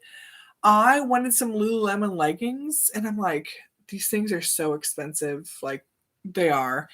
And I'm a plus size woman. I don't know if they'll fit me, look good, even be long enough for my body. And so I'm drooling over them, and I'm like, you know what? Why don't I just buy $50 worth of Lululemon stock and buy some leggings from Walmart and go that way? So that's what I did. So I have some stock in them, because instead of caving into my desire to own something that I thought was cool and trendy, I'm like, well, if it's that cool, I'll buy stock in it and they can make money for me, and I'll just buy the Walmart leggings. So I've been really good. Like, Robinhood has been really good for me for those sort of things. So I know it's kind of crazy. Everyone has different needs, different whatever, but for me, Robinhood has been good to, instead of spending money on things that are just going to go to waste or sit in a closet or sit in a landfill eventually because I never used them, I'm trying to use it to build wealth in that way. So anyway, I like Robinhood because it gives me the opportunity to do that kind of thing. Okay. Let me go back. Okay. Crypto is confusing, a little through PayPal. Yep. Okay. It's everywhere. The leaves are finally starting to change. I get it, Derek. I feel like the leaves change color and then fall off immediately because the new buds are growing. So totally get that. It's because she was a teacher's aide for 10 years. Oh, okay. Interesting. I'm guessing there's some kind of 403B something there. I don't even know. But do focus on saving, Misty. I agree. Oh, in person, like, we can talk privately. I'll give you any advice I have. Yeah, that's really sucky. It's so teacher's aid, usually, like, especially in Texas, the Texas teachers thing is like amazing. Man. Okay. Someone got access to your card info. Oh, not good. Not good. I have a friend who did that, and she has a hyphenated last name, and so her maiden name / married name, and someone took out a bunch of credit and stuff in her name / married name, which she's never gone by just those two together. It's either been her maiden name before she got married, and then it was hyphenated. And they had gone to the bank and like forwarded her mail to a different address, all kinds of crap. I'm like, oh man, I can't even imagine. So you gotta watch out for that stuff. People are awful. Awful. Ugh. Okay, so Derek uses Coinbase. Nice. I've used Coinbase to like earn the free crypto. I need to do it more.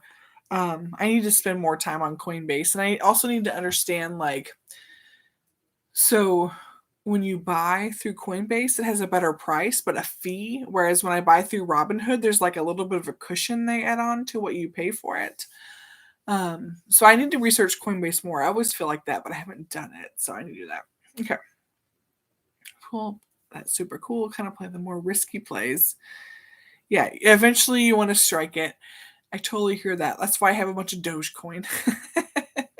Coinbase, but don't know a lot about it. Yeah, Coinbase is like a crypto app where you can buy, but they also do offers for you to learn about crypto, and then they'll give you free crypto in those different areas. So it's really worth it, I think. Coinbase is the best app, and pretty much have them all. Okay, Derek. So Derek loves Coinbase. I agree. I've kind of told myself that next time Bitcoin gets below 30,000, I want to go on a Coinbase and buy a bunch of Bitcoin. Uh, so we'll see if that happens and what happens. But that's kind of one of the things on my radar is like if Bitcoin gets below 30,000, it's actually close. It's like 34 or 35 right now. Then I want to buy a bunch in Coinbase. All right, so that's so smart, Albie. I don't know what. Oh, maybe that's because when I think that's talking about when I want to buy something, I instead of buying the need I have, I get it instead in stock and suffer for the moment. You don't actually suffer. They've also they also have learned to earn crypto, and you can transfer it for free to other cryptocurrency. Oh, okay. So if you find a favorite one or whatever, that's nice. Have you heard of Webull? Yep, I've heard of Webull, definitely. Webull's kind of like Robinhood, from my knowledge. I've never used Webull, but I was trying to figure out the best thing to just start playing in investments. And okay, do I have my phone? Yes, I do. I have been so happy with just the little bit by little bit kind of thing that I've been doing in Robinhood, and how it really adds up when you just put a tiny amount in at a time. That I am such a fan of Webull or Robinhood or anything that just gets you to try it, because I feel like the more you understand, the more willing you are to kind of go lean forward and do these things and put money into these investments and try it.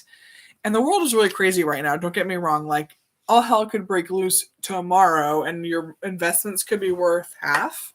Or you know what? In 3 months, they could be worth double. It's just an insane world. It's clearly based on risk tolerance, but to me, it's a budgeted risk tolerance. So I put a certain amount of money in every month, and that's like my instead of eating out, I could go put this into the stock market. So that's kind of how I handle it right now. So Derek loves Coinbase. Got that. Crypto. We will. Yep. Okay. Dogecoin was your first crypto ever bought. Oh, nice. Huge mistake. Oh, well, no, I agree. So I bought Dogecoin, like a bunch of it at 6 cents. And when it was at 70 something, I was like, should I sell it or do I hang on? That kind of thing. Because I was up like thousands of dollars in my Robinhood account. And I was like, oh my goodness. But it's okay. I decided to hang on to it. And of course, it's like 13 cents right now. In hindsight, yeah, you should have dropped it. But at the time, there was such a push for Dogecoin to go to the moon or at least to $1 that I'm going to hang on to it. And I don't have any regrets. Because like I said, I budget a certain amount to play around in Robinhood, and I don't feel bad if I make a mistake. Because I think if you hold on to anything long enough, you're going to make money. It's kind of how I think about it. Okay, Shiba Inu. Okay, I don't have any Shiba Inu. I don't think it's. Can you get it on Coinbase, Derek? Maybe I should be talking to Derek right now because crypto is super cheap right now. So, Derek, where do you buy your Shiba Inu? Because I only have a Coinbase account and a Robinhood account, and I don't think it's on Robinhood. I can search because I got my phone right here. Hang on. Shiba. So Shiba Inu is like even more freaking meme than Dogecoin itself. But I would love to know where you got your Shiba Inu. Oh, I'm spelling it wrong. I'm spelling it like Sheena. Shiba.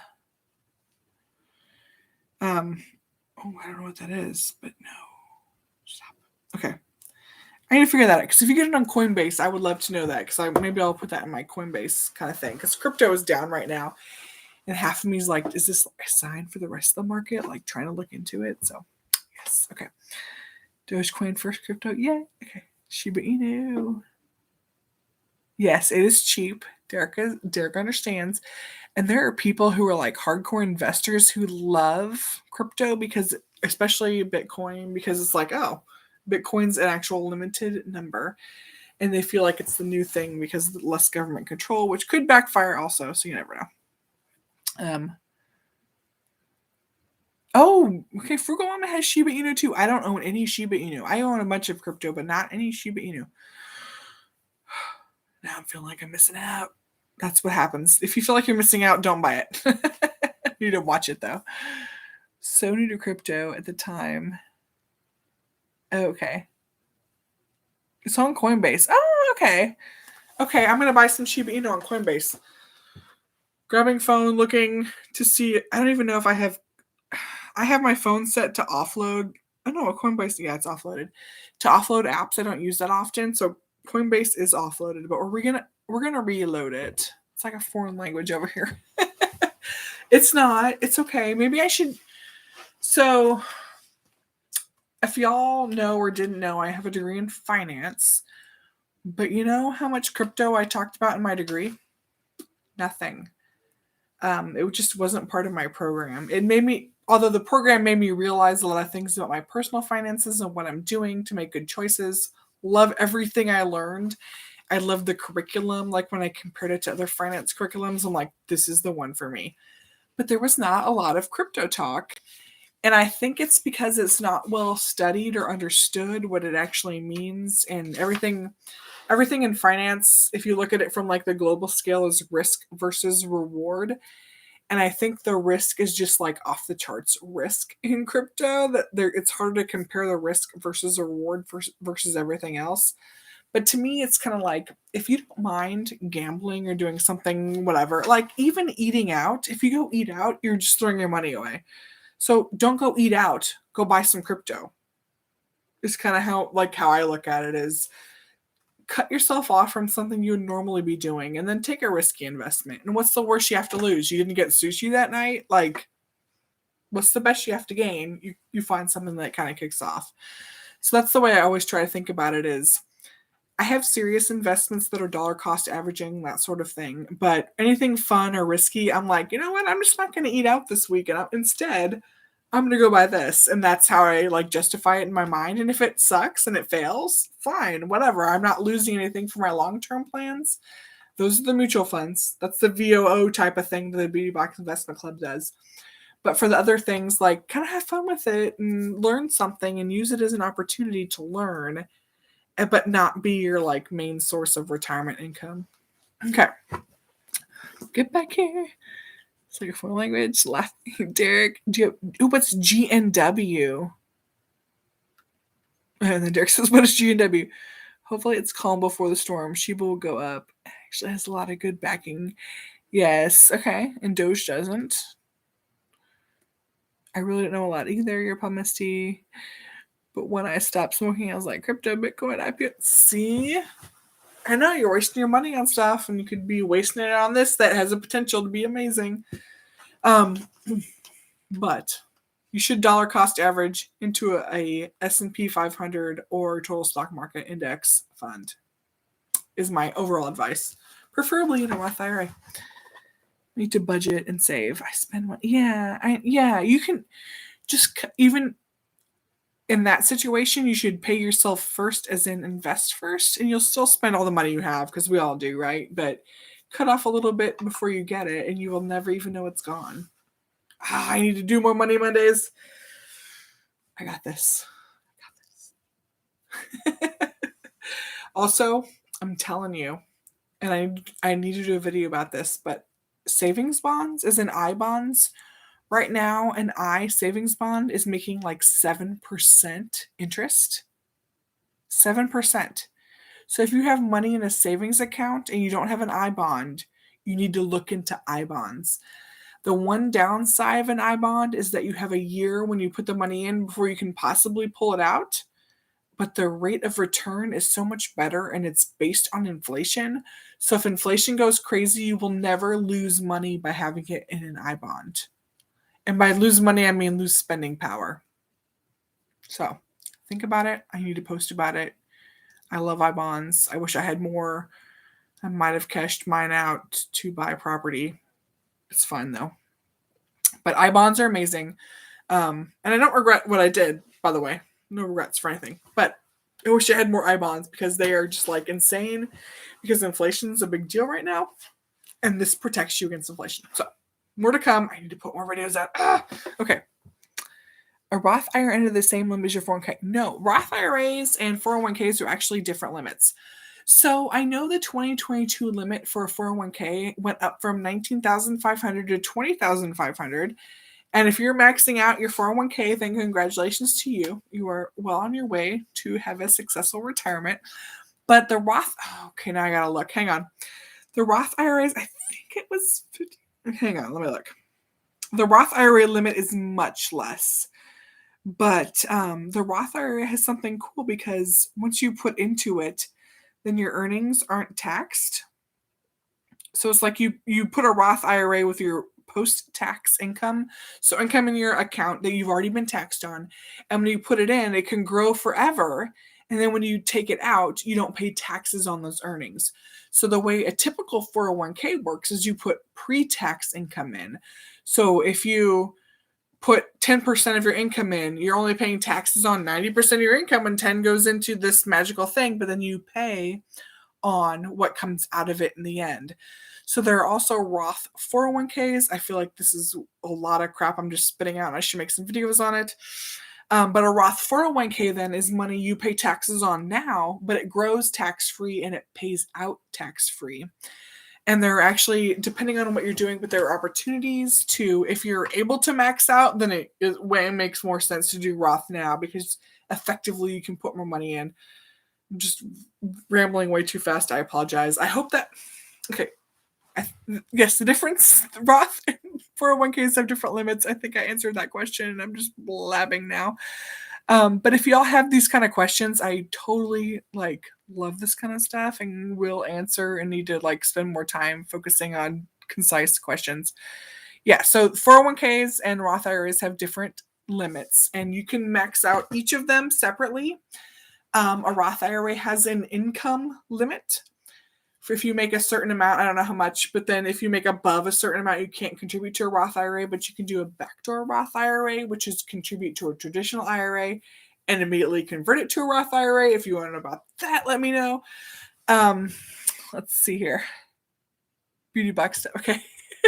I know I need to, oh my gosh, I should be telling people this. Why am I holding this in my brain? I feel so guilty right now. I have some in savings, so look at it. I'm hoping that means the I bonds.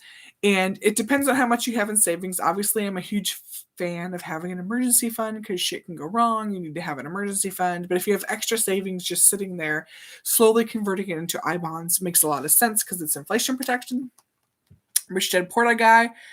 Yes, okay, Rich Dad Poor Dad, I probably talked about it. I've read that book. I love that book. I don't remember what he said about I bonds though. I wonder if I still have that book. I should read it again if I do. Put my YouTube one forth into Roth. Yes. I love it that you want to put anything into a Roth because it's like the best retirement account you can possibly have because it can just grow forever and you can use it for things. I think you have a house, Miss Frugal Mama. It looks like you own a house because you live in a house. I don't know if you own it or not, but you can also use a Roth IRA to do things for college spending or buy your first home. If you need those things, but the best thing to do is obviously just let it grow and use it in retirement tax-free. I call it the icing on your retirement cake because you can do whatever you want if there's no taxes with it. Congratulations. Oh, Derek is leaving. Okay, gotta get going. Hope y'all have a wonderful night.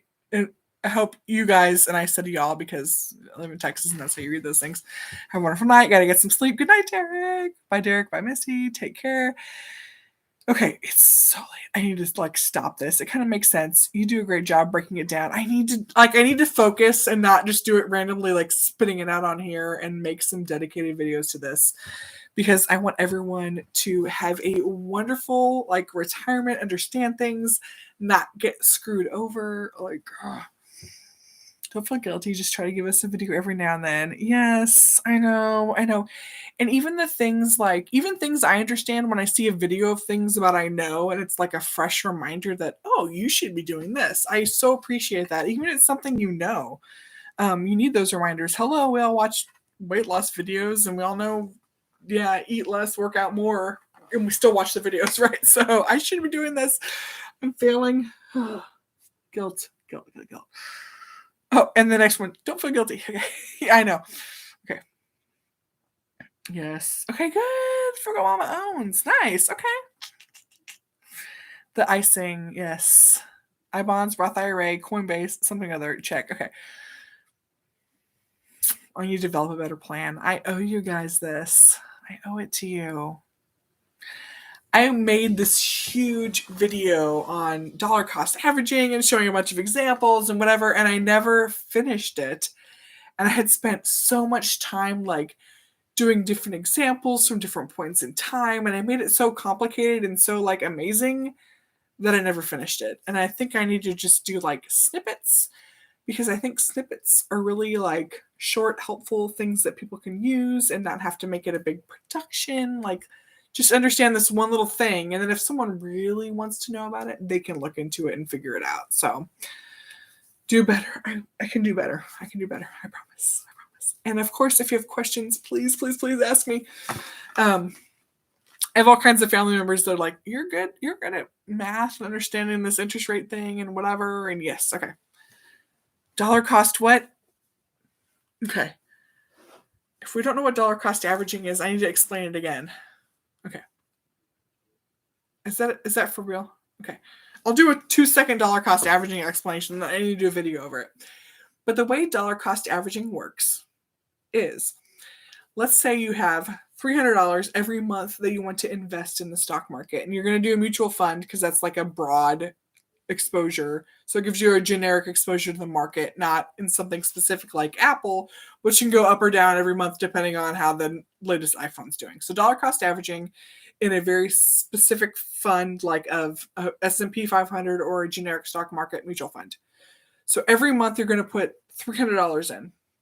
Well, what happens is, if the overall stock market goes down and you're putting $300 in, you're buying more shares because the price is down for your $300 that month. So when it's a better deal, you're buying more shares of it. But then if the price jumps up, your $300 buys you less shares of that. So when the price is elevated, you buy less shares at the higher, more expensive price. So what it does is it kind of averages you out. So when prices are bad, you're buying more shares. And when prices are good, you're buying less shares. So you're always getting a good value overall a long time for what you're buying. That's like my super fast generic setting. I need to do a better job explaining this. I'm totally going to do it because it so makes sense. But you want to buy more when prices are low. So if you spend the same amount every month, when prices are low, you buy more. When prices are high, you buy less. So instead of buying X number of shares each time, you buy just a dollar amount each time. So if the price is crappy, you get more. That's kind of how it works. So, baby investors. Okay. I'm going to, please hold me accountable to this. Please. I need to share this with the world. Because for some reason, I spent a lot of time and energy learning this kind of stuff. And I should be sharing it. So. Oh, you don't remember hearing that before? Okay. See, I need to share it. And it does make sense. It's just no one ever talks about it because it's all kind of, for one thing, it's like faux pas to talk about finances. So people don't just openly talk about it in conversation. And it's kind of hard. Like, I know that I'm making it really simple, but it's really also very hard. And people don't understand. If people understood it, we wouldn't have like the people not having enough to retire, that kind of thing problems. So I totally get it. It's not easy. Like, it sounds easy, but it's not easy, and it's not something people talk about. So I will talk about it. I will tell you what I know, and I will share everything I know because I want y'all to be successful and happy and retire early. And the FIRE, financial independence, retire early is what FIRE stands for. And I try to live my life as in I'm going to retire when I'm 57 is like my golden number. And I don't know why, because Lulu will still be in college. So it's more like 59 is, I think 59 is when she'll be out of college. I don't know. But I have this like 57 is my golden, I'm going to plan for that. So I can share more. And I hope you, if you ever have questions, just ask it and I will help you figure it out because I love y'all and I want y'all to be super happy. Like to know more about staying order types. Oh, okay. That's like serious stuff. I'll write it down. Hang on. Pens over here. Sorry. Already set them down. Thanks, Mom, if you're watching. Staying order types. That's like a jump into seriousness here. Okay.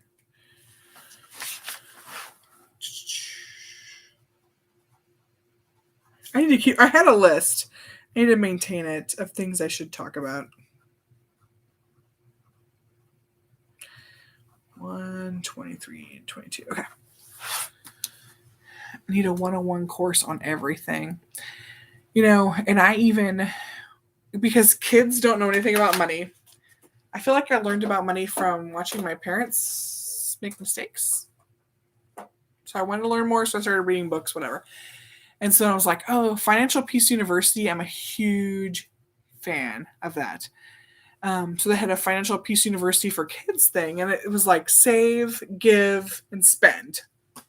I'm like, I appreciate that, but I kind of feel like there's an envelope missing. So I made my kids a fourth envelope. So they had the save, give, spend, and then I also made them an invest envelope because I'm like, you have to invest for your future. So saving for a bike is one thing, but investing for college is another thing. So I told them you have 3 categories of 4. Sorry, like fingering here. Save, give, invest, spend. And so you have to add the invest in there because saving is for something that I think is like a 5 to 10 year kind of goal. But if you're wanting to save for college or a house or something like that's long-term investing in your future, then invest should be another envelope. So I totally like redid the whole program for my kids, which is, I don't know if it's good or bad or whatever, but that's kind of where I felt like the saving is not just all you need to do. You need to invest, which is something you don't touch unless it's for that specific purpose. Like my savings, I could use to replace my carpet. I could use it to buy a car. I could use it to whatever. But my investment is for like the future. Don't touch it unless you have to for those goals. So even Financial Peace University for Kids, I'm like, nope, need to refine it for my children. So my kids have a new envelope, which is fun. 101 course and everything. I should do that. I need to. Yes, do that. You buy stock. Okay. Still learning. Frugal Mama, I love that you're learning though. Yeah. It's like understanding it. I'm so low risk and afraid of debt that understanding it has made me feel like, okay, my interest rate on my house is like 2.85 or something like that. And I'm like, you know what? I should not be freaking out about paying that down because inflation is probably going to be higher than that for the next few years. So what else could I do? Like if you have $100 extra a month, in my mind, I'm always like, $100? Pay that on your mortgage because then you owe $100 less on your whole house. But now I'm like swapping my thinking and thinking, well, what could I do with that extra money? Like if I had $100, should I be buying a stock with it or investing it or whatever? So I'm like working through that in my mind. I could talk about this for ages, though. I don't want to bore y'all. Kids only have envelopes for savings and tithes. Yeah. We have save, spend, give, and invest. Step it up.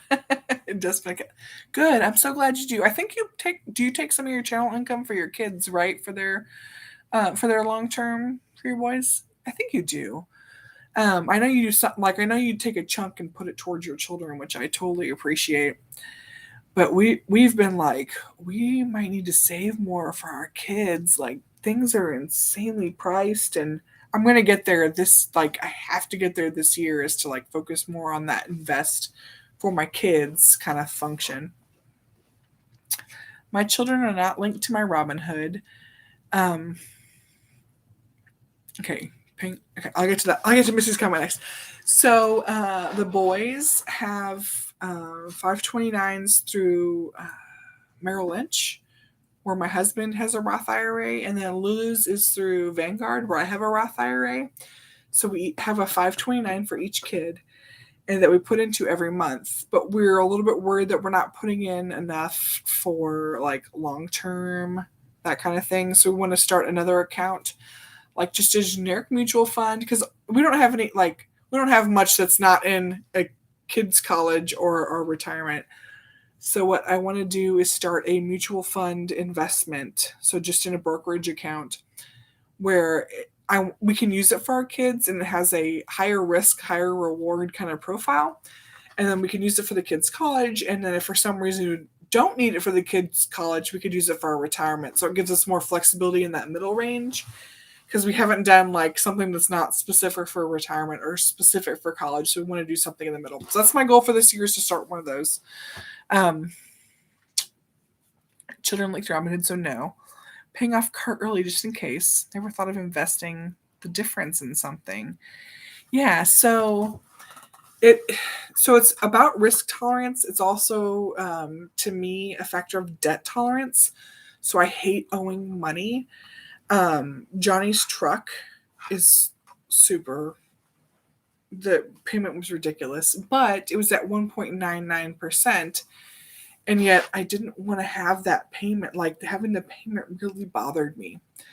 So it just depends on what you can do, what you can handle. So I wanted to pay off that truck as fast as possible because I didn't want it. Like, to me, having a payment on a vehicle was stupid. And so now I'm okay overall with, we have two payments. One's my house and one's a tractor. Everything, like those are the only two payments we have. And I'm okay with that. But it takes like a mental kind of where's my line of what I'm good with and what I'm not good with. And it has gone up and down over time. And I have gotten so crazy to the point of calculating any penny I could possibly spare. If I put it into the mortgage, how fast can I pay it off? And to the point of obsession.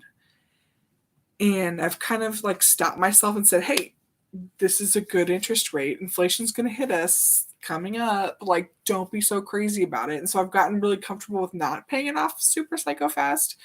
But I used to be like, but if I could pay off 100 extra or 120 extra, how much difference would that make in the whole term of the loan? Like, I would sit there with calculators and go through all this stuff. But then if I didn't but what if I did 135 extra? And like, you can just go into a rabbit hole. And I didn't think that was healthy, but I was so obsessed with paying off the debt that I like would try to squeeze every penny out of everything. And now that I'm like bigger picture, I'm like, no, I should take that $35 and put it into a Robinhood account and do something fun with that, and still know that I'm paying off, like meeting my goals of paying off the house. So it's a big mess. I know. Paying off your car. Okay, so that's where we're investing the difference. Yes, I can give you some Vanguard suggestions if you ever want, or Robinhood, but Vanguard. Robinhood, you can do an ETF, or you can go to Vanguard where you buy the actual mutual fund. There's pluses and minuses to both, but I like Vanguard. 1/4 of YouTube. Oh, I love that. You for a little bit. Okay. Night. So Misty, so smart. I think I want to pay it off. Just yes. So there is a huge benefit and mental benefit to paying off debt that I totally get, and I'm so there. The only I think I'm okay with the house because it meets my goals and timelines and that kind of thing. And the tractor is at 0%, so I'm like, I cannot pay any extra on this. It does not make any sense to pay extra on something at 0%. So yeah. Yeah, it is fun to learn. It's like a passion of mine. I used to spend like hours. I have a live journal account, which is like a a blog kind of thing. So it's a blog that only my family has access to and a few friends. And I'd be like, okay, LB's financial advice.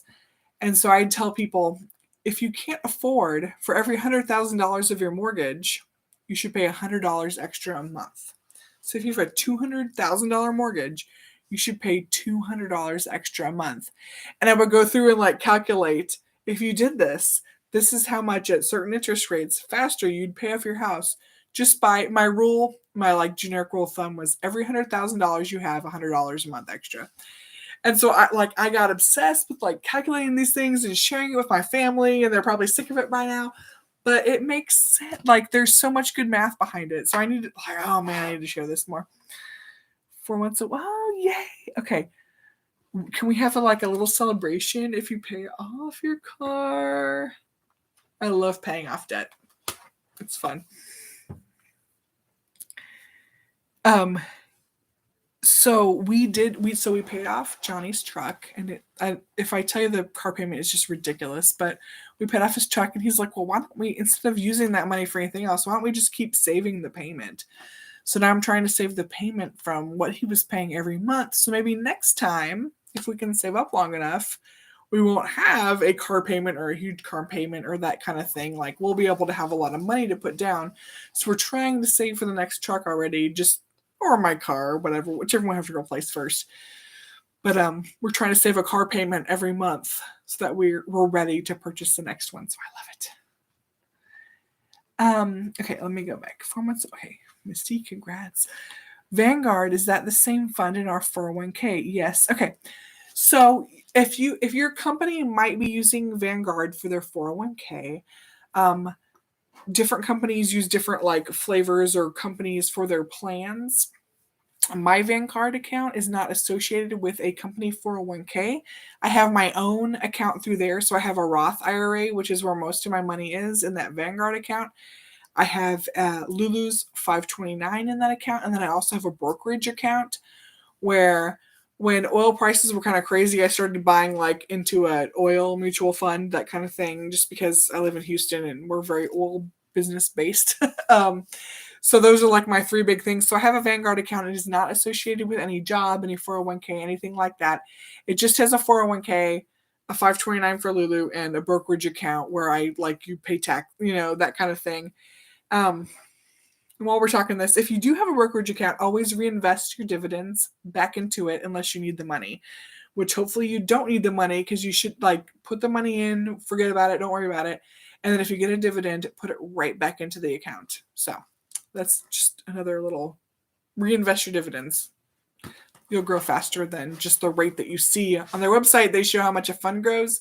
But so like if this is the slope, if you reinvest the dividends, your slope's going to be higher.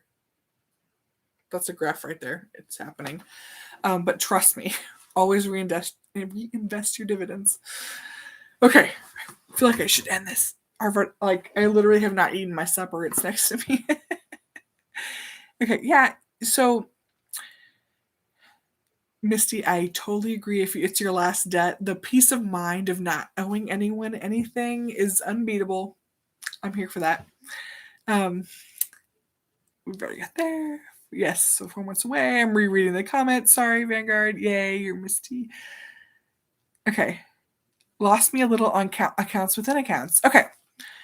So I can explain that. Vanguard is a company. I have an account with Vanguard. And then within Vanguard, it's just like if you have a bank. So you bank with Bank of America and you have a savings account, a checking account, and maybe another checking account or maybe another whatever. So you have a checking and savings. So you bank with Bank of America, but you have a checking and savings. So I invest with Vanguard.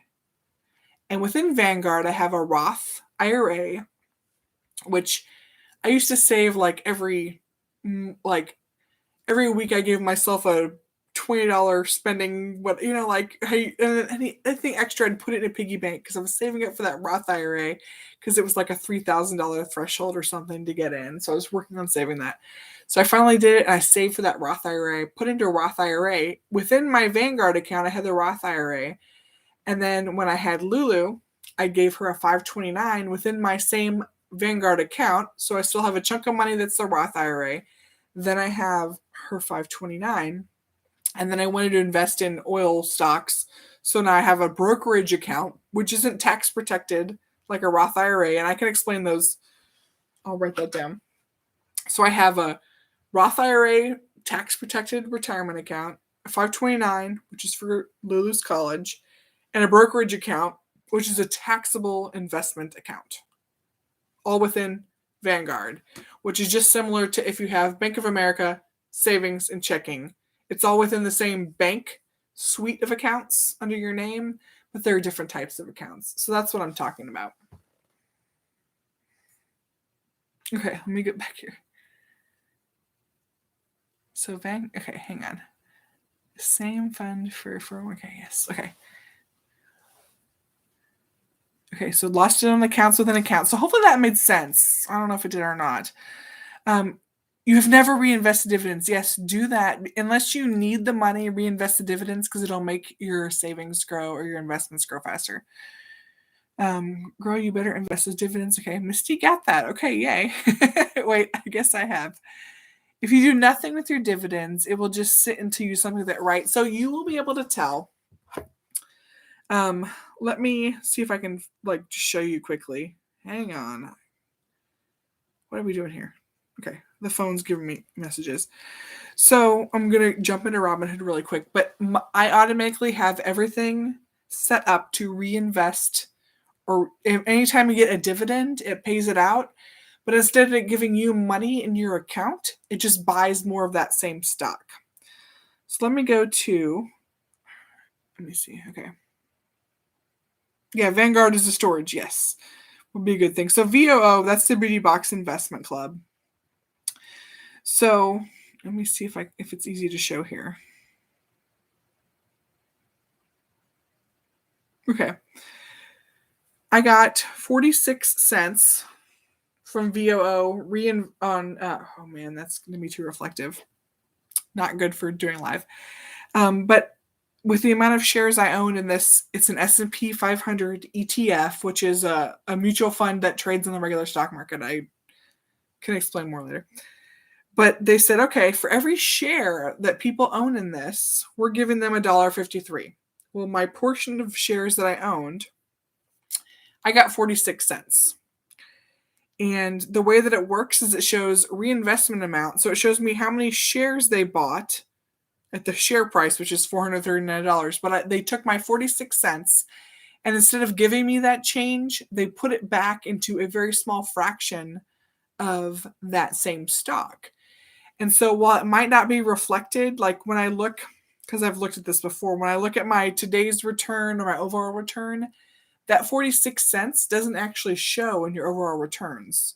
Your returns are just what the value of that stock is. But what you're doing is you're kind of bumping that up a little bit by saying, okay, well, not only do I own $50, but I made 50 cents more here. So it's like a little bump in your return. And it doesn't blatantly show, but you buy a little bit more of that stock every time. And that's just like compound interest. It just keeps growing and growing over time. So if you can reinvest your dividends, you'll grow a lot faster. I need to probably figure out a way to make some good charts to explain that better, because me verbally tilting my hands around is not that great. But I promise you, reinvest your dividends and I'll explain it better. If you do nothing, it'll just sit until you do something with them, right? Usually, so the default is to reinvest your dividends. Vanguard's a storage, yep. Why is that? Oh, yeah. So if you just have something sitting in your account, you want to make sure that it's set up to do reinvest your dividends, because then every time it pays out, it's buying at that rate and it just keeps going. So if everything's increasing by, let's exaggerate here. This isn't, some years it might be realistic, and for sure right now, but overall, long time, let's say you make 10%. And the value of what you buy goes up 10% a year, but they pay out 3%. So if you add that 3% to your 10%, you could actually be getting a 13% gain per year in that investment, because you're getting your 10% increase in value of the stock plus a 3% dividend. And when you add them together, oh, that's actually 13% of your value of your original stock. And then you just keep adding it up like that. It makes a big difference if you reinvest the dividends. So if you can do it, always try to do that. Yes, you can definitely set up to reinvest automatically. I know in Vanguard and in Robinhood, I'm sure in anything, it's very easy. Yeah. Even if it's 10 cents, okay. So let's talk about, I'm just going to look at my Robinhood account here while we're talking about it. Coca-Cola, I have bought Coca-Cola once. One time I was at Walmart and I wanted to buy a $2 Coke in September of 2020. This is when I did this. I can see my history here. Said, okay, I want to buy a $2 Coke in the Walmart checkout line, but instead I'm going to buy $2 of Coke stock from Robinhood. I denied myself the pleasure for the moment for the long-term gain. This is the only money I've ever put into Coca-Cola. So since that happened, I have gotten 1, 2, 3, 4, 5, 6 2-cent investments. So 1% of $2 is 2 cents. Every 2 months, 3 months, every 3 months it looks like, 2 or 3 months, it doesn't look like it's consistent, but I've gotten that dividend back. So my $2, let me go back, hang on, just going around here. So it says that I've made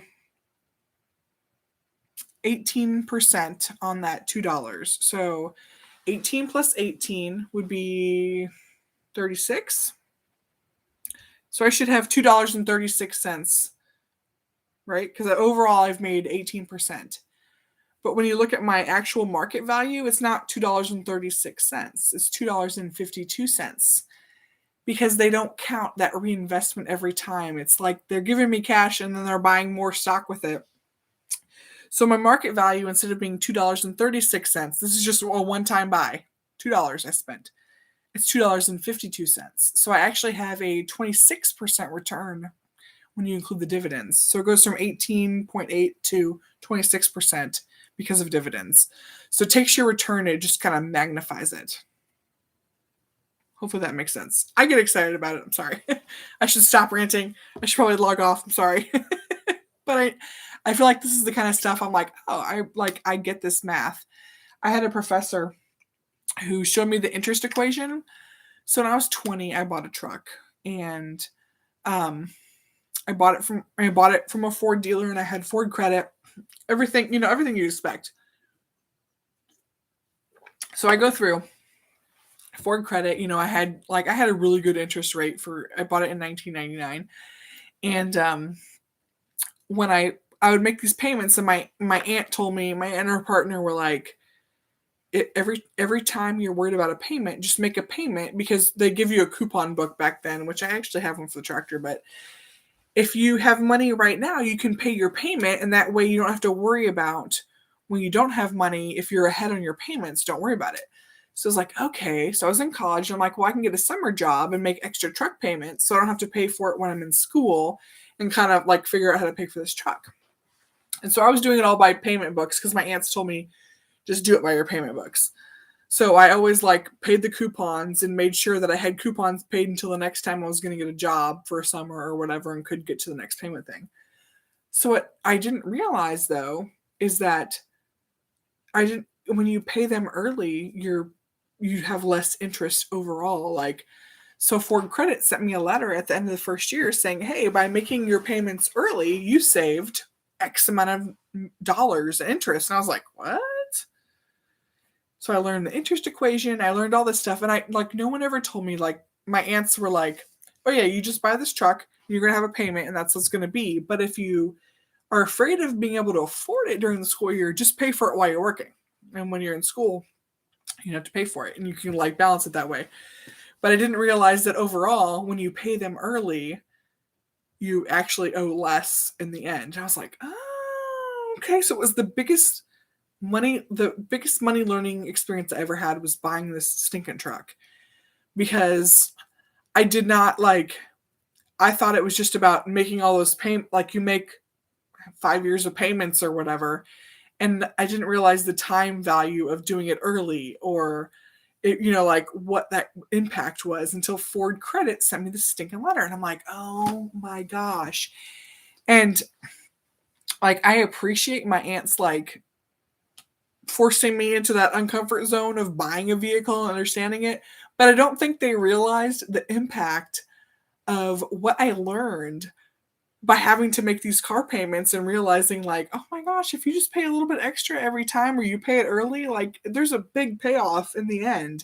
And so I'm so grateful, because now I get it. I know the interest equation, like I know all of it, but I didn't know that until I actually put my feet in and did that. Okay. Let me see what I'm missing here. Sorry. I looked up and I looked up and had a little something. Okay, so Frugal Mama figured out her dividends were not getting reinvested. Hopefully she figured it out. Yes, hopefully automatically.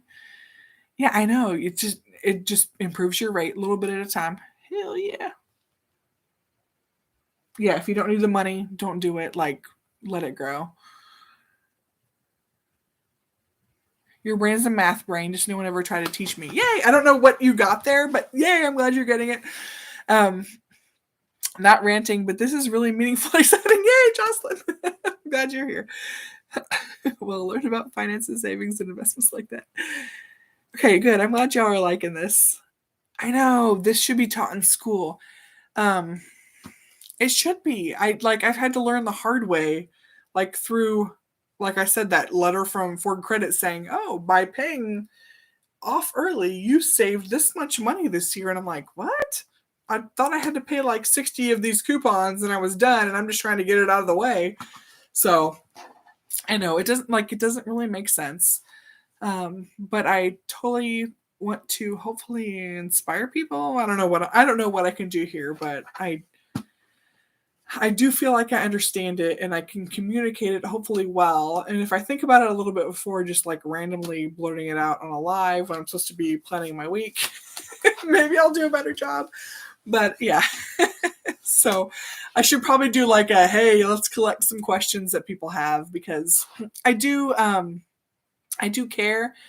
I like doing it. I like understanding it. And I like sharing what I know with people, because I believe, like exactly what Jocelyn said, is nobody teaches this stuff.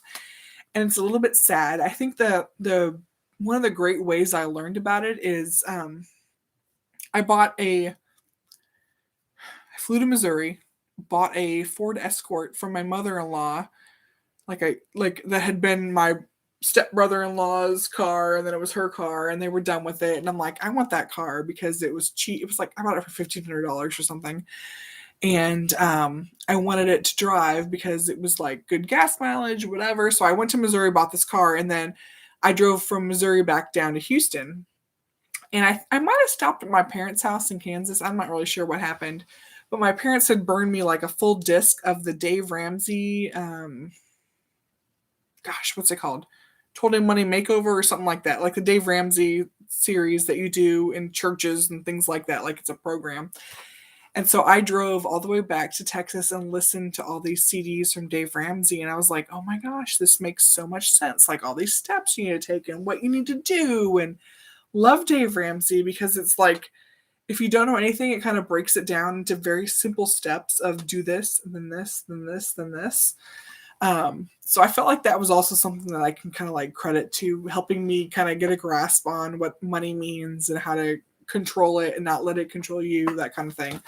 So, okay, I've got to do this. I've got to do a better job, y'all. I owe it to the world, especially you guys, because I love you. But for some reason, I just learned about it. And that's why I randomly got this finance degree, because I'm like, you know what? I'm interested in this. And I feel like it's something I should know about. And it's not just like a hobby. And I've never had a plan of what to do with it, other than as soon as I finished my finance degree last summer, I'm like, I have to help people. And I really have not been doing a good job of helping people with this stupid finance degree. So I need to step up and find a way to do that. So thanks for being my guinea pigs tonight, for me just rambling about all kinds of stuff. I appreciate that. Let's catch up. Yeah. The things I wish taught in school. Yeah, okay, and I don't want people to not know about it. It shouldn't be something that's taboo or embarrassing or anything like that. Like people should just understand how this works. And I think it really hurts not just, we've been talking about investing and oh, we're taking a risky cryptocurrency thing, but I think the worst side of it is when people are borrowing money and they don't quite understand what the cost of something is when you buy it today and you're paying interest on it over X number of years. I think that if they saw, like, if it costs $100, but it's going to cost $142 when you pay it off in 5 years, that's also something I probably need to explain a little bit better. Like, interest rates can really help you if you're saving or investing and growing, but they really hurt you if you're borrowing. And if you don't understand the difference in how interest rate can hurt or help you, I think that's another area where people really, really get screwed over because we're taught to think, okay, a 5% interest rate is better than a 15% interest rate, so this is good for me. But you're not ever taught to think, if I buy this for $100 and it's going to cost me $135 later, that you might not want to buy it when you look at it overall. But all people are taught to think is, well, this interest rate's better than this one. And so obviously it's a good deal if the interest rate's better. But no one's ever looking at the big picture of what that means in either direction. So I should probably put together some examples and share something. I need to work on this. Um, yeah, it's the savings and investments. Yeah, I don't know. Well, okay, I shouldn't say this. I feel bad saying this on the internet when anyone can look at this, but I saw a lot of mistakes my parents made growing up, and when I started to get it, I was like, wait a minute. There's like things that it's like there's literally an interest equation. It's an equation. You can look at it, and if you understand it, you get how you get screwed over or helped in either direction. And so I started making it a point of understanding that. And I also have this weird I don't know if my mom's watching or not. I no clue. But my parents never fought, and the only time I ever saw them fight growing up was over money.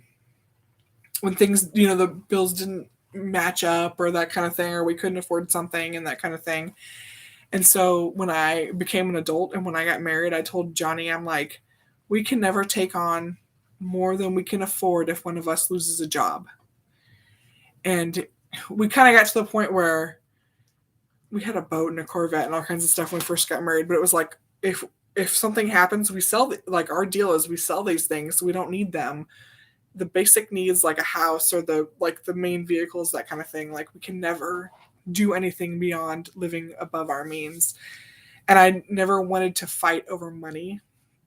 So I've always been like super live below my means, like whatever. So it's hard to adjust from that into like, I don't know.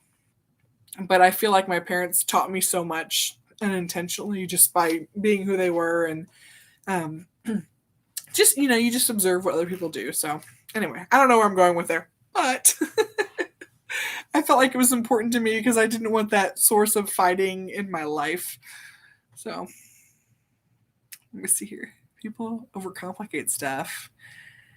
Yeah, no, you don't have to sound smart. It's just no one ever talks about it.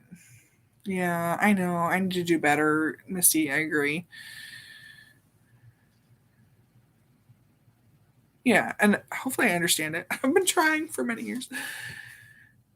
Yeah, okay, I think I'm repeating comments here. Hang on. I feel like you didn't learn anything from their mistakes, but you learned from your own. Okay. Yeah. You have good credit. Just know, yeah. So there's pluses and minuses to both of them, right? Um, it it's hard. Like there's also such an emphasis on having good credit because then you're a good borrower, right? But being if you have long term goals, I just want to make sure that you're prepared for your long term goals. And savings is almost like savings. This is why I make my kids have the fourth envelope in the Dave Ramsey like Kids Financial Peace University. Savings are things like you're saving for a car, or right now I need to be saving for a roof because I know mine's going to be bad soon. So those are the two kind of areas we save. Plus, we need some home remodeling, whatever. I live in an old house. But so those are like savings things. But to me, investing then is when I want to stop working, what am I doing to be prepared for that point in my time? So I try to look at it in terms of two things. Like, you have to have savings for emergencies and planned expenses and whatever. But you also have to have an investment for something you will not touch because you don't need to touch it because you have your savings for whatever. And it's like for your future. So yeah. I'll help you get prepared, Misty. We got this. I have so many family members that want me to like know how much money they have, what their time frames are, whatever. I like obviously have all the calculators on my phone, and like I can say, okay, if you want, I've had to say, if I want to pay off my house by the time I retire, how much extra should I pay per month? That kind of thing is so easy for me. Like, I can calculate that in a heartbeat. Super easy. Just because I get it. So I will help anybody with anything like that. If you want to know anything like time frames, timelines, how much do I need to save to have this much, and so, like that kind of stuff, I totally get. And I love helping people, and I'm not like, I don't have any greed or jealousy or judgment. So if you have more than me, congratulations. If you have less than me, I'm not better than you. It's kind of how I feel. And so I'm one of those people where I'm like, I just want everyone to understand where they are and what they can do with it. Like, I will help anybody hands down with what I know. So I hope people feel free to talk to me if they have questions. Yeah. Yeah, I know it's so hard to be financially literate. Like, no, I hear you, Jocelyn. No one even teaches that. I don't get why. People should be teaching this. But it's just not. I don't know. I think it's because people don't talk about money, which is fine. I'm not like saying I have this much money extra in my account today, because that's weird, I think. But I want people to understand, like, it's not about what you have. It's about understanding what you have and what you can and can't do with it. Because you hear about people who's like, someone's like the janitor who lives his whole life and is a millionaire by the time they retire because they save everything. Like, good for them. And then you hear about someone who's like I don't know, doctor. I'll say doctor, and they don't have anything because they spend everything they make. It's just all about your personal choices and understanding what those choices mean. And if you make bad choices, you're not a bad person. You probably just don't understand the implications of the money. Like, no, because no one ever taught you. So, yeah, I want to help people. I really do. Yeah, okay, so Frugal Mama says since she's had children, she's doing better, which I agree. It's like makes you think about, hey, it's more than just me. So doing the beauty box investment thing would be a good first step. If you do it, I am biased because I think you have to start somewhere. I was actually pretty happy because before the Beauty Box Investment Club, I have some girlfriends. We did a winery thing. So we all invest $90 a month into this winery fund. And I think it was good for people to see like how much $90 a month can actually grow, because it might be money you don't even think about because it's now automatically coming out and it can grow. If you're comfortable doing it. Obviously, the way that I kind of framed it for Beauty Box Investment Club is that I have no problem spending $25 a month on a beauty box. But am I learning anything from that? Maybe some makeup techniques if I learn, whatever. But I thought that was a good example for someone like me of you don't think twice about spending money on some kind of subscription box, but no one says, hey, maybe I should give that back to myself too. Like, putting your money into a subscription box is fun in the moment, but it's not helping you in the long term. That eyeshadow palette or that moisturizer isn't going to be worth anything in 3 years. Well, maybe you'll still have it, but it's probably going to be sour. But what can you do with such a small investment in something that you spoil yourself with? Maybe you should learn it or use it as a learning example. And maybe I should do like an update to the Beauty Box Investment Club for 2022 or something, because you're Misty, I just saw that last comment. It's not too late to start. You just have to investing in the stock market isn't like putting in a savings account. Like if you put $100 in your savings account, it's going to be $100 tomorrow, the next day, whatever. The problem is, especially with interest rates right now, it's never going to grow that much. So if you want to get bigger returns, you have to do something riskier, which is going to be the stock market. And the stock market is so elevated right now. I was kind of hoping the Beauty Vox Investment Club would like tank right away because it would be a great example. And the stock market has not tanked. It's going to tank eventually. But what I want people to know is when you hit that tank, that's when you're excited for your next investment because you're getting more stock for your money at a better deal. Like it's a good deal. So if you are not doing anything and you want to just try something like that, I think that's a great like first start. If you want to, you have to consider it almost if you're not comfortable, consider it to be gambling for your lesson. But the thing I would number one recommend if you have a 401k to be putting in at least your matching. Hopefully people are doing that. Because if you put in, like let's say you put in 3% into your 401k and your company matches that 3%. Please believe me when that means you just double your money by putting it in at 3% because you're actually getting 6% for that money. So even if that stock tanks tomorrow, then your money's the same place. But if you ever have matching, please always contribute to the matching because that's free money, which greatly increases your return for your personal investment. Even though it doesn't reflect that way in the account, your company is making sure that you're being successful in your investments. You do not do a 401k. Does your company offer a 401k, Misty? And if you don't answer here, I'm totally going to ask you on Saturday when I see you. Just be warned. And if they don't, then you can use an IRA or a Roth IRA to kind of increase your own retirement savings. So, okay. So Misty, my number one piece of advice is if you can afford it, whatever the maximum amount you put in for them to give you the maximum amount of matching, put that in. So, okay. Well, okay. We're going to get you signed up. Because it's free money. If they do a matching, I should say it's free money. If they don't do a matching, it's not free money. We can talk about different options. But if you put in 5% and they give you 3% because you put in 5%, like different companies have different rules. So maybe they say for the first 5%, every percent you put in will give you 0.5%. Then you put in 5%, but your account value is at 7.5%. You're getting 50% free money. Yeah, okay. Yeah, check on it and please ask me any questions. I'll like Instagram you my cell phone number or something if you want to ask me anything because I will totally help you out, help you navigate, help you understand. But up to matching, it's free money. I want you to get free money. You earn that free money. It's part of your job. It's part of your salary. So if you don't take advantage of it, it's almost like you're not getting your full salary if you have a matching in your 401k. So think of it like that.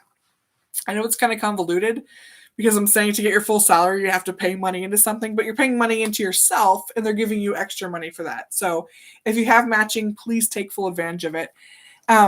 Yeah, up to matching at a minimum. And if you have questions, I can review documents, whatever you need. I'm here for you because it really is free money. It's literally free money if there's a matching. Sometimes there's a vesting period for you to be able to fully own that money, but usually it's like 3 years, and I'm pretty sure you've worked there for more than 3 years. So that's like a typical kind of vesting thing where they'll say, oh, we'll match your 401k to this percent, but you don't get to keep it unless you work here 3 years. So that's called a vesting period. And I can help with that too, because I understand all that too. So if you have questions about that, just anytime you can, always go up to the maximum amount that they'll match. And just be warned that sometimes matching is 0.5% per percent or something like that. But it's still free money. So I want you to take advantage of it. 15 years is your vesting period? Ooh, okay. I want to look this over. I can help you. Oh, and if you know someone at work that will know, yes, talk to them for sure.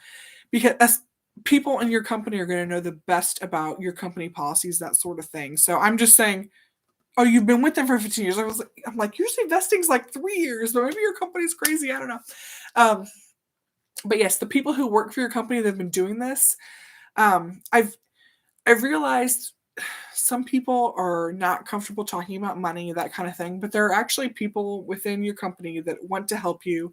They understand it. They love it. They want to be part of it. They want people to be successful. So if you can find those people, or just people you feel comfortable with, talk to them too, because they know your company, your system better than I clearly do, although I can review anything and understand it.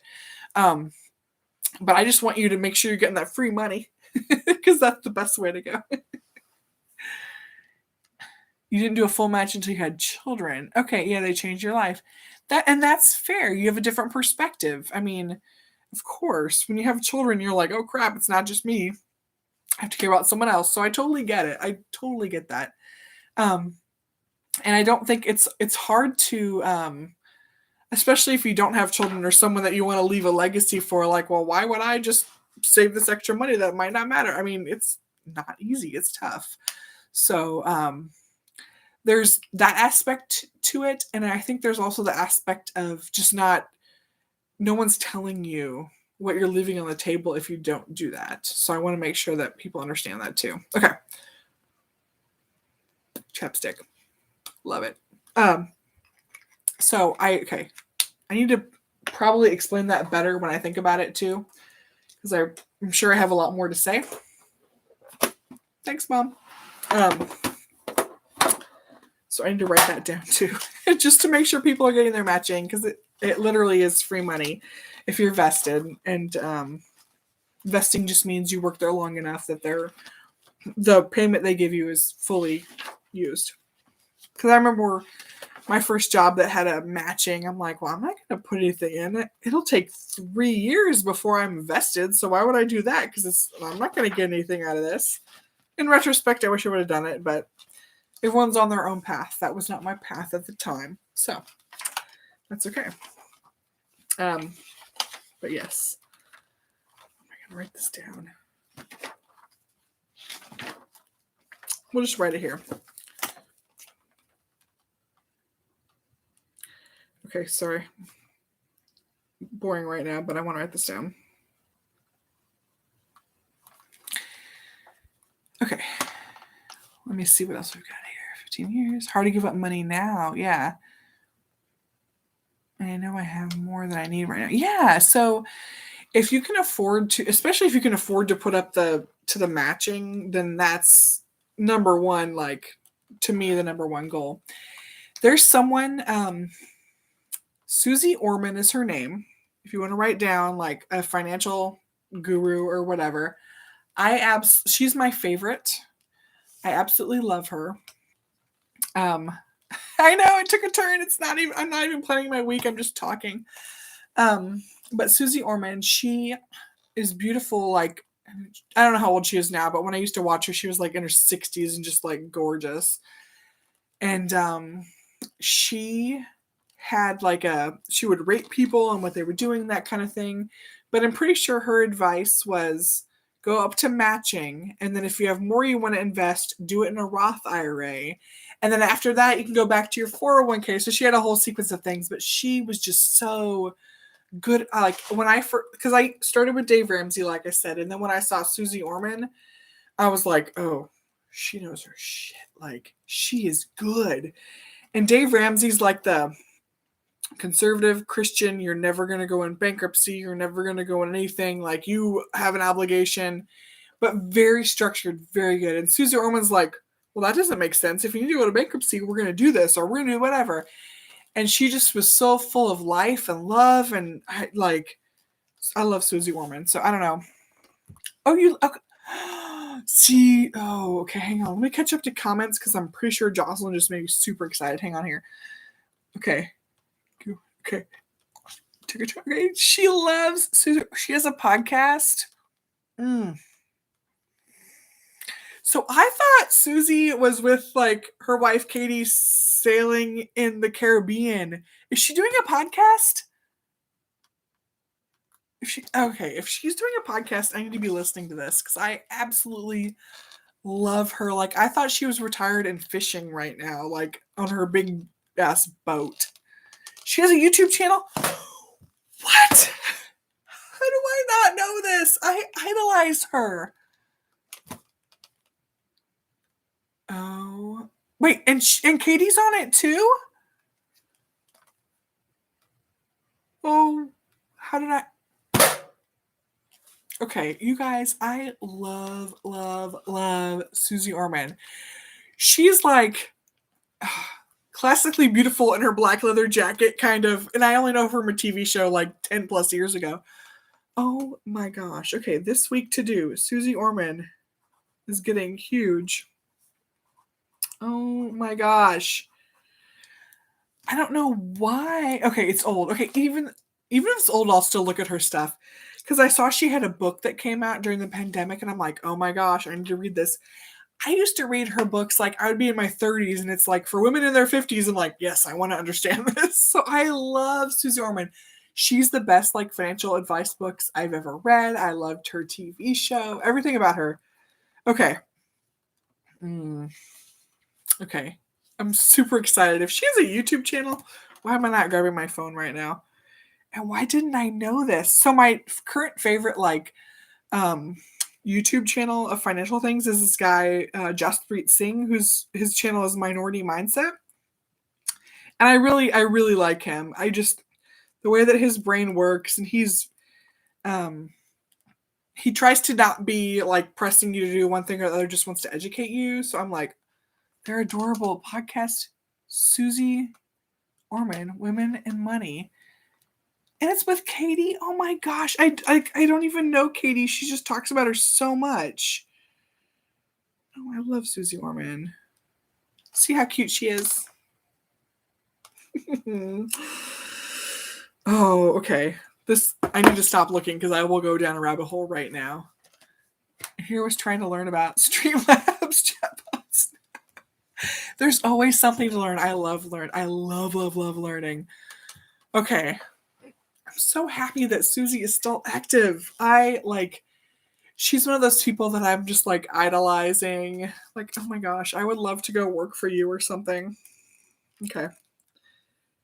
Highlighted. Susie Orman. Okay. Thank you guys for making my day, by the way, because I love Susie Orman. Okay.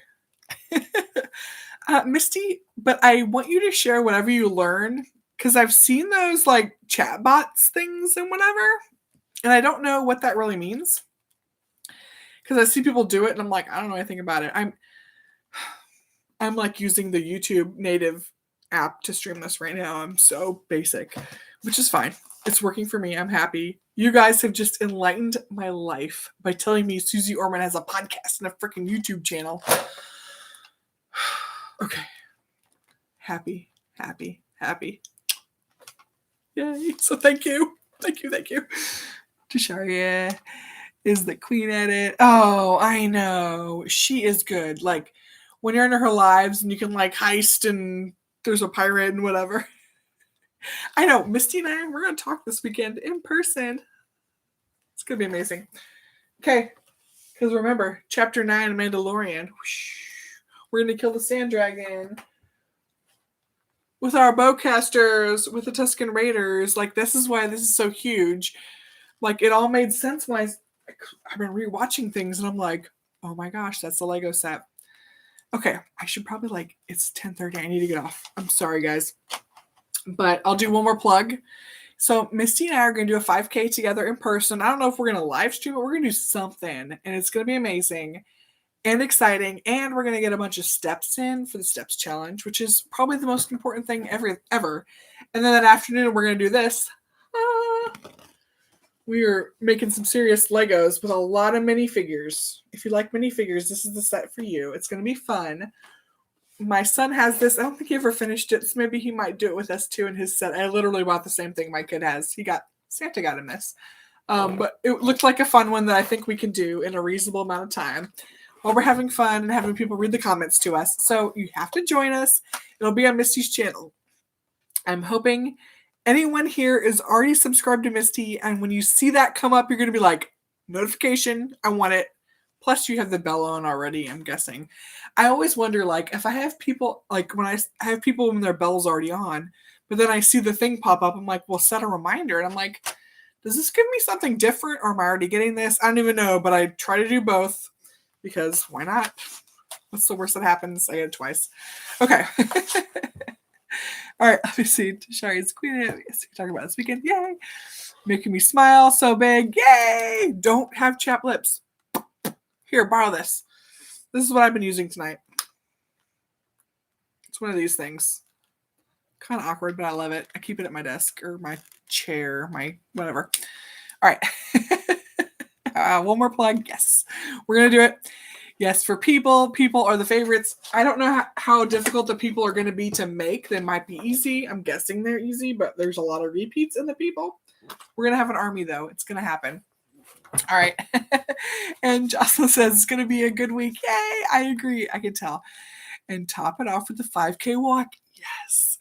Our steps are going to be on point this week. We're going to rock the end of this week. I'm super happy about it. Oh, Dr. Pepper lip smackers. I love that. Need to get something else. Okay. Sorry. Don't be mouth breathing. I'm sorry. Don't be, or you can mouth breathe if you want to, but don't be uncomfortable if you can fix it. That's what I meant. All right, y'all. I need to let you go. It's been a great night. Thank you so much for being here. This was so much fun. It kind of went on a super tangent, but it's really inspiring me because I need to share my stinking knowledge. And if y'all have questions, please tell me, because I want people to like know what's going on and take control of your own life, your own finances, and your future. So I will help you. All right. Okay. Good night, LB. Yay. I'm going to see Misty so soon. It's going to be unreal. Before my next Plan With Me live stream, I will have met Misty in person. So think about that. Just think about it. It's crazy. All right. Good night. Thanks for the knowledge. Good night. See you Saturday. Yes. Okay. Everyone have a great night. Love you all. Thank you. Bye.